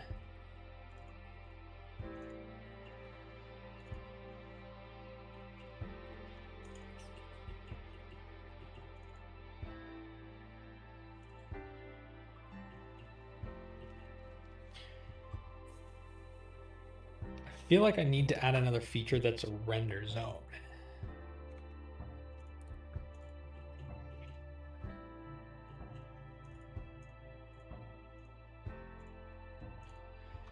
Let's get these lined up. Get those saved. Is it just every time I click on one of these I have to save it? Yeah, that seems to be the case, which is a bit annoying, but it's not something that can't be dealt with. This looks fine. This looks fine. This one really is fine.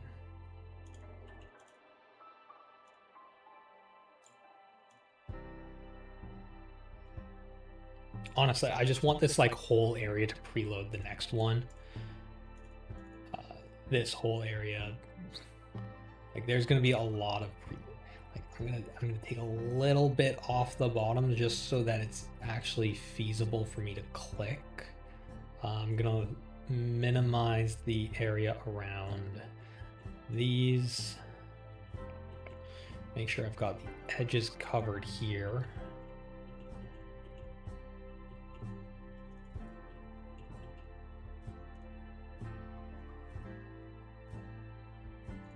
Same goes here.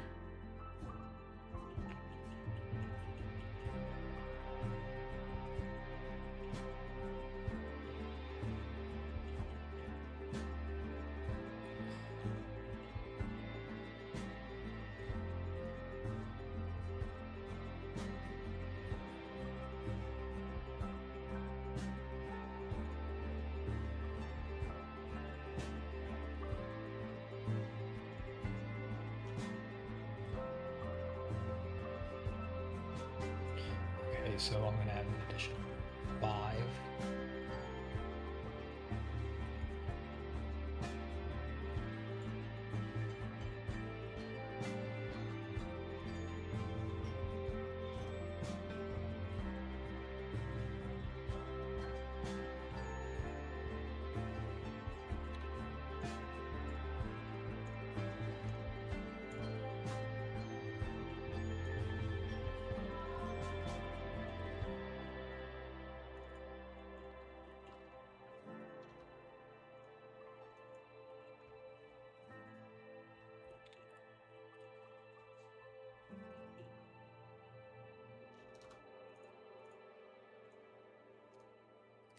And then again, this needs to go there. This should allow me to actually select this one.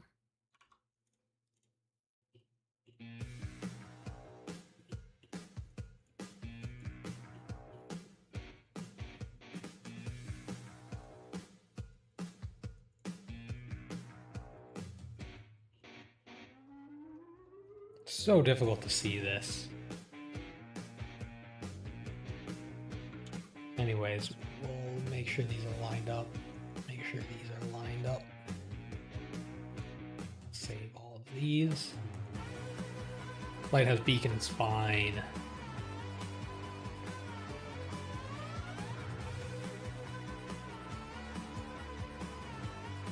Okay, this needs to run into the put it away.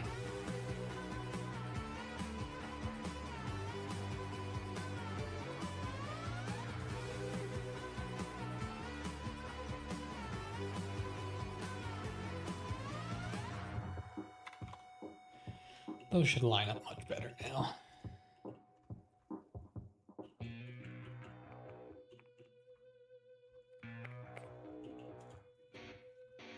These I'll use the historical ones.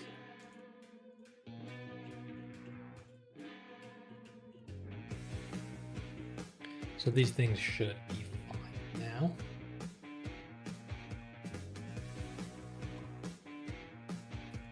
And we got our refactor done with the Future Watch. Let's just take a quick look at the Future Watch. Client package SP3, SP4. So things to keep an eye out, not immediate work tracked here, so context isn't lost. Status not worth addressing now. Flat file layout is clean and navigable. Actually, let's take a look.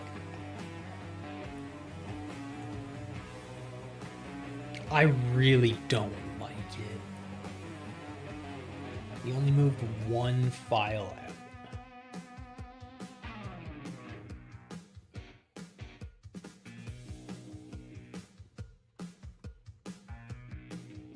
Oh, I really don't like it. This is an issue for me. This really is an issue for me.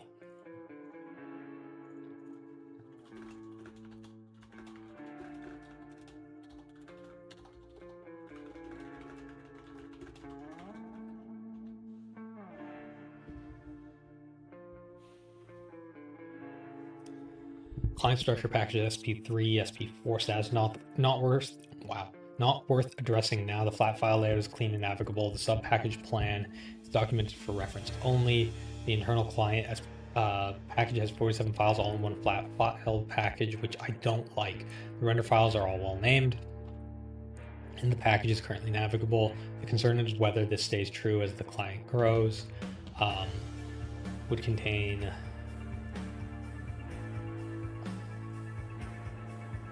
See, there's a lot of data structures that would have to be made for this is the issue, and then it's referencing the data structure.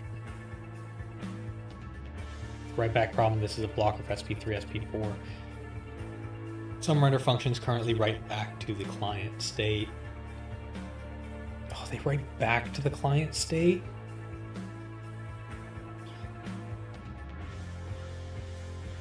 How to audit for additional write-backs. Migration order if ever pursued. Run write back audit, define world view struct, create world render functions to free functions, move these free functions, and then repeat for HUD view.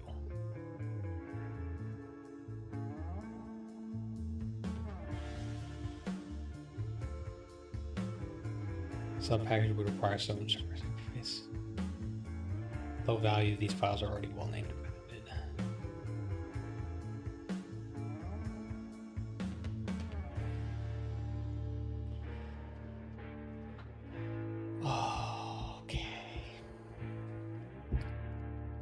I'm very torn here. I'm torn between I want these changes and I'm concerned that the complexity does not justify the requirement for it or the change for it.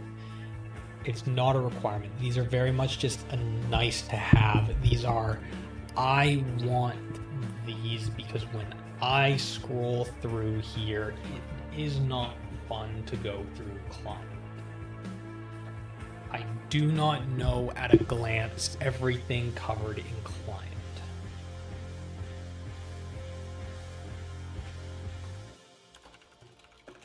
Discussion about the reasoning not to separate these first and the reason to separate these. On the terms of why not to separate them, this seems mainly driven by Go conventions, sub-packaging, stations. Go. Separating them requires many data structures and reanalysis. Stations on the terms of why to separate them. Client currently does not have a good at a glance description of what is covered by the files here. This requires reading every file name to see what is covered. Also, all files do not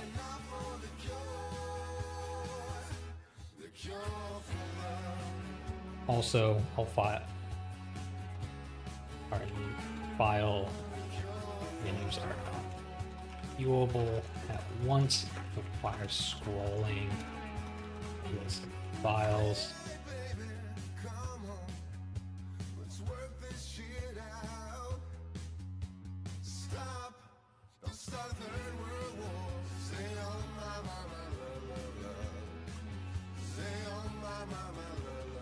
What is the scope as well as the impact on performance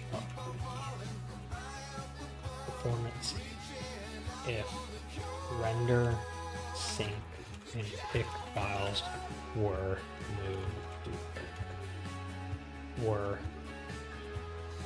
extracted into their own sub-packages. I really want these sub-packages, but if it's going to have a negative impact on the actual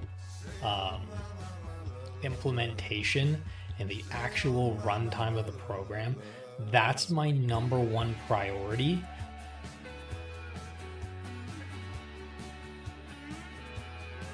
But I don't know if this is just Claude trying to stick to a Go convention for the packages, or trying to, because Claude has a habit of being lazy lately, and I don't know if this is driven specifically from that.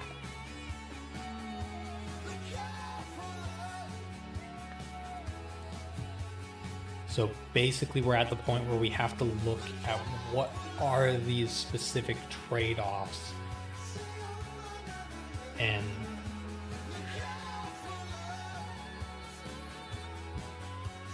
because I want these render ones, I want these sync ones, I want these pick ones to be made into sub-packages so that we can have client render, pick, sync, everything else. Also, I noticed that the player state or state ones are not there as well either.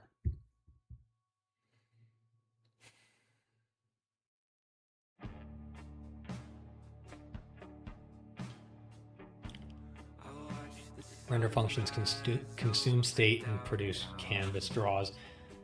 They're arrows that point in one direction to read client to write canvas. Sync functions exist specifically to mutate. Client isn't a function that does something and happens to write to c.hp. Writing c.hp is the function. You cannot move the write out of a function without also moving the function's purpose out of it. Tick functions, they are the same. They read input, compute new state, and write it back. These are not identical, but they're definitions of what those files do. Why render is different from tick. For render, the view struct pattern works because there is a clean input-output boundary. You freeze a snapshot of the state, pass it into the sub-package, and the sub-package draws. The only awkwardness is the view struct being wide and one hovered ability slot right back. For sync and tick, there is no input-output boundary to exploit. The function is the state transition.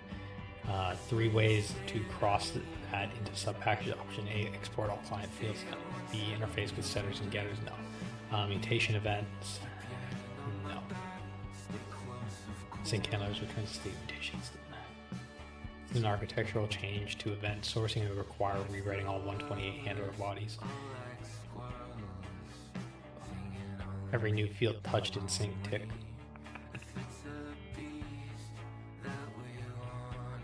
Yeah.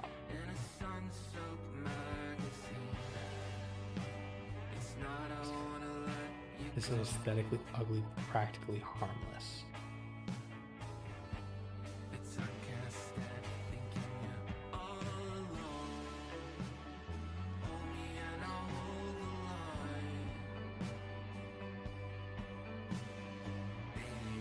I'm just not even going to look at the effort because I know that's just a complete lie.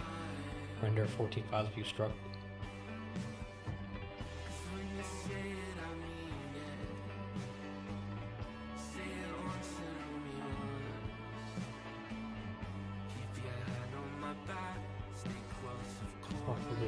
Option A, approach roughly 3 to 4 days mechanical refactoring with significant diff noise from field renaming touching every file in the client package.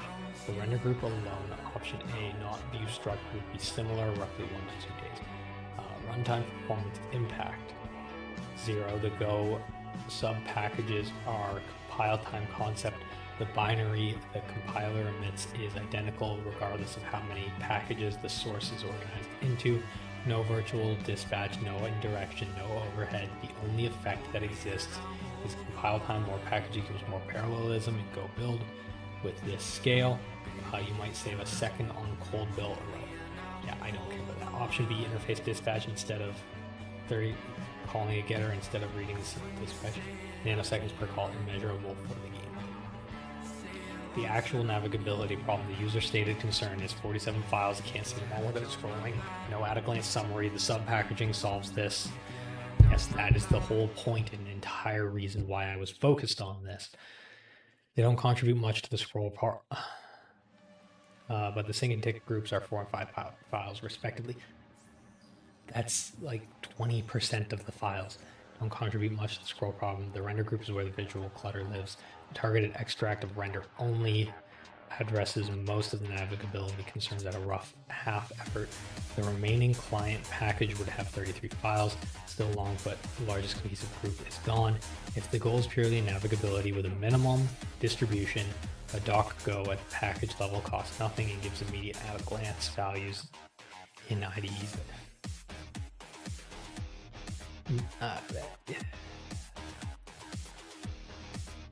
Serves as a table of contents. It doesn't really solve the scroll problem. It solves what's covered here problem.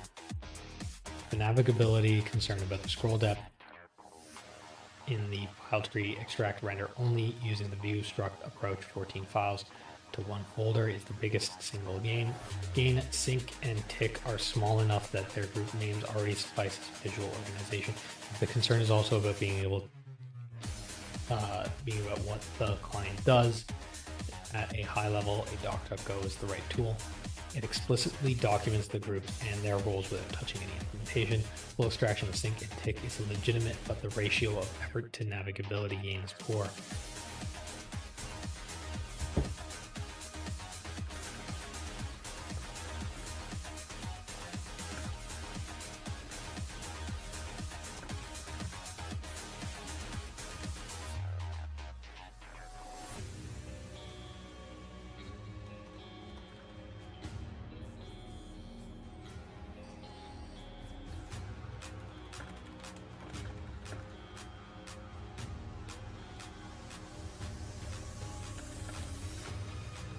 Oh man, it's downpouring outside now.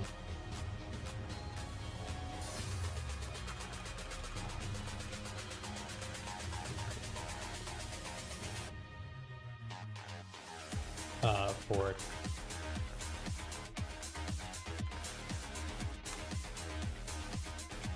I want this refactored. I'm not gonna If there's no actual performance hits on any of these, then I want them refactored. My only concern is performance. Or my number one concern is performance. My number two is the ease of working with it. And right now, if it's not affecting my number one concern, then I'm going to go ahead with it.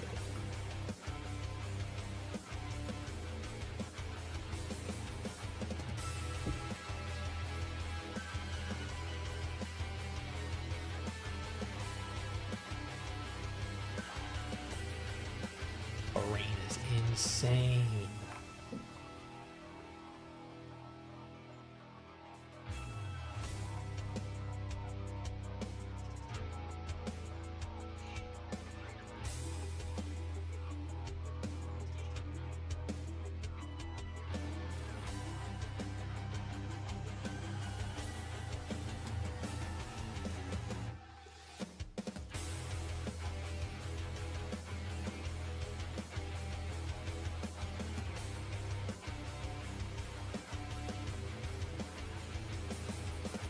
So many of these loading boundaries need to be updated.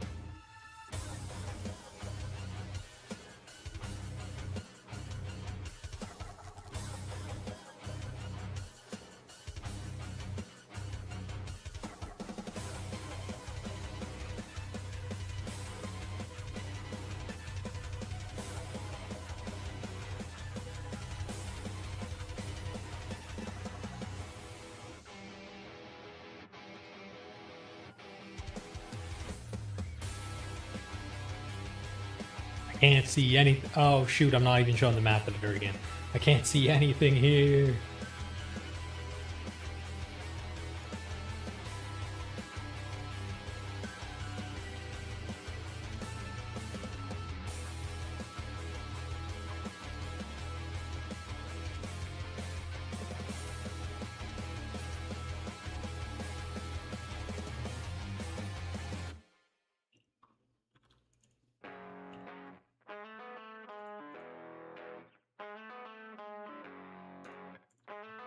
So right.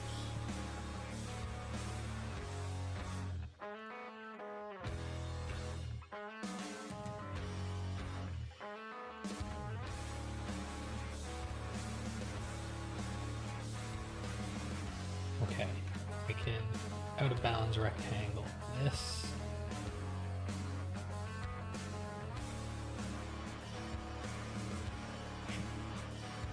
And then take this boundary and just absolutely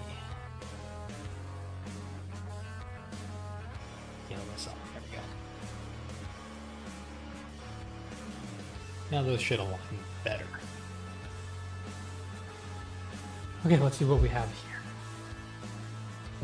The sub-package cycle problem first, because this changes which approach is actually viable. Every option where render, sync, or tick take client as a parameter hits the same wall. Client is defined in the internal client and internal client import tools. Import client sync.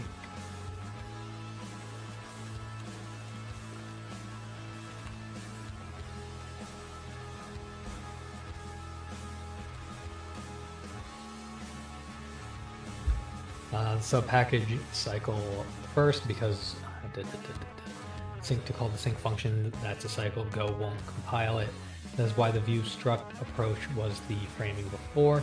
It avoids the cycle passing the snapshot instead of client, but there's a cleaner solution with client struct out of internal client into a shared sub-package. The approach, internal client, CS render sync tick client. Import graph no cycle. Okay, each sub package imports CS for the client type, the top level. Sync handlers, I'm not too worried. Becomes the orchestrator, its update. This avoids all the machinery that made the alternatives expensive. No view structs, no setters and getters, no mutation events, no... Holy, why did this take so long to get to this as a solution? No write back problem. What the CS package contains, everything currently in internal client. The sub package needs to refer to the client struct, camera canvas. Internal client keeps the engine, client effort scope. I'm just ignoring all of their estimates. Mechanical renaming, changing receiver. Compared to the alternatives, the view struct approach render only requires designing world views and HUD views from scratch. You can spend most of your time deciding what goes in each struct and keeping them in sync. That's design work. This approach skips all design in the view struct. It already has every field. You export the fields, move the functions done. One downside, exported fields on client are accessible from anywhere that imports CS in the library. This would be a real concern. In a single game binary with no external consumers, it's a non-issue.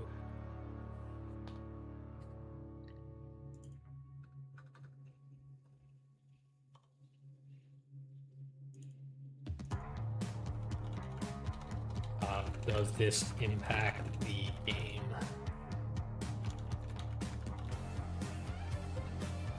Does this impact the game performance?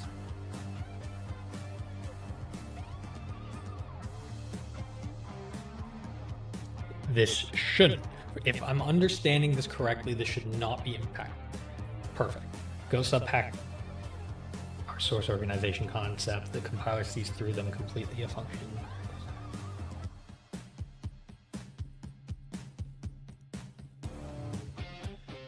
File access would go through the interface dispatch, still nanoseconds, still measurable at 30 gigs per second, but at least theoretically non-zero. The only place performance shows up at all is compile time. Okay.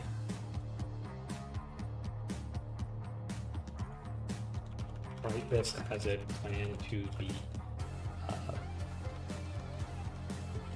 extend the sub-packaging with all of this information. Okay, we are going to do this because this is the one thing that I wanted, and I'm not having an AI tell me that I can't have it if it's not going to impact the actual... Ah, man, there's the session limit. All right, I know what I'm doing tonight. This is the one thing I want. I'm not having Claude tell me that I can't have this thing if it doesn't actually impact the performance. This is why I'm directing the development of this, and I'm leveraging Claude for the speed, because like it said up here, this is like 3 days worth of effort, and this is exactly what I want sped up. I'm gonna make it go from 3 days to like an hour at worst. Or I guess at worst would be like 3 hours, but it's gonna go from like 3 days to an hour. The time speed up is absolutely insane. So, with this being the case, as soon as this document is updated, I am going to be ending things there, because that will mean that I'm able to put us in a spot tomorrow where we can actually start planning or continue planning the next phase. We can start actually building up the documentation, making sure that we cover everything, planning for, okay, here we go. Full client extraction via the shared state package. The original plan to view structs for the render SP3.4 are deferred, sync, and tick entirely. That approach was suspended. Additionally, for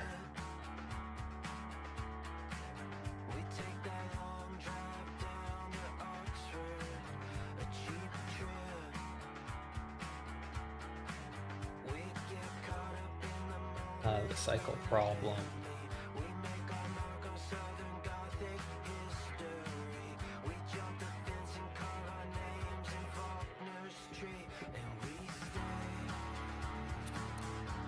The cycle problem. Anyways, they exist specifically to mutate state, client state design, read-only snapshots. Additionally, Even for render, the view struct approach creates a design problem. You must enumerate every field. Any subpackage that takes client as a parameter must import client.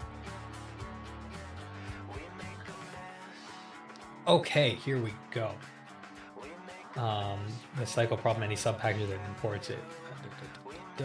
The solution, internal client CS. Extract client, all subpackage, import CS for the type, import CS for all subpackage.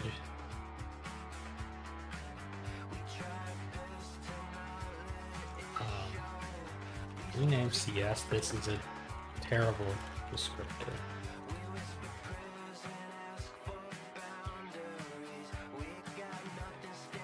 Internal client render, internal client sync, internal client tick, internal client. Okay. What changes from each of the call states? Render floor to render floor. Yeah, I don't care about these being public or private. That's much better. Why not view structs or the CS approach requires none of these. The cost of that CS client fields are exported, capitalized in every single binary.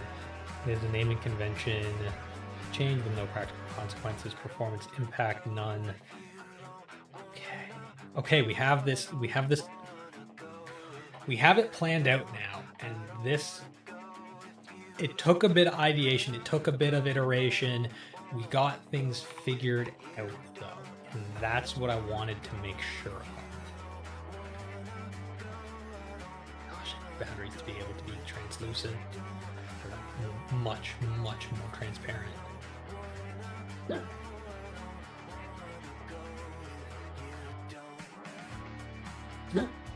Ooh, I got hiccups all of a sudden. That's crazy.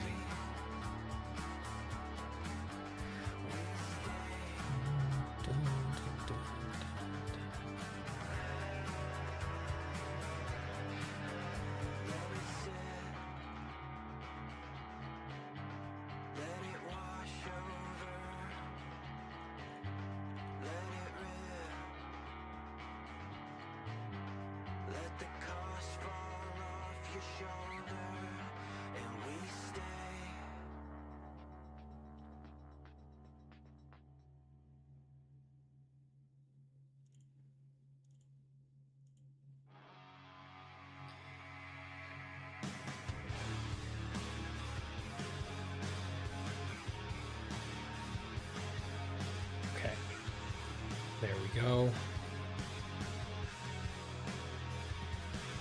Design and subpackaging plan.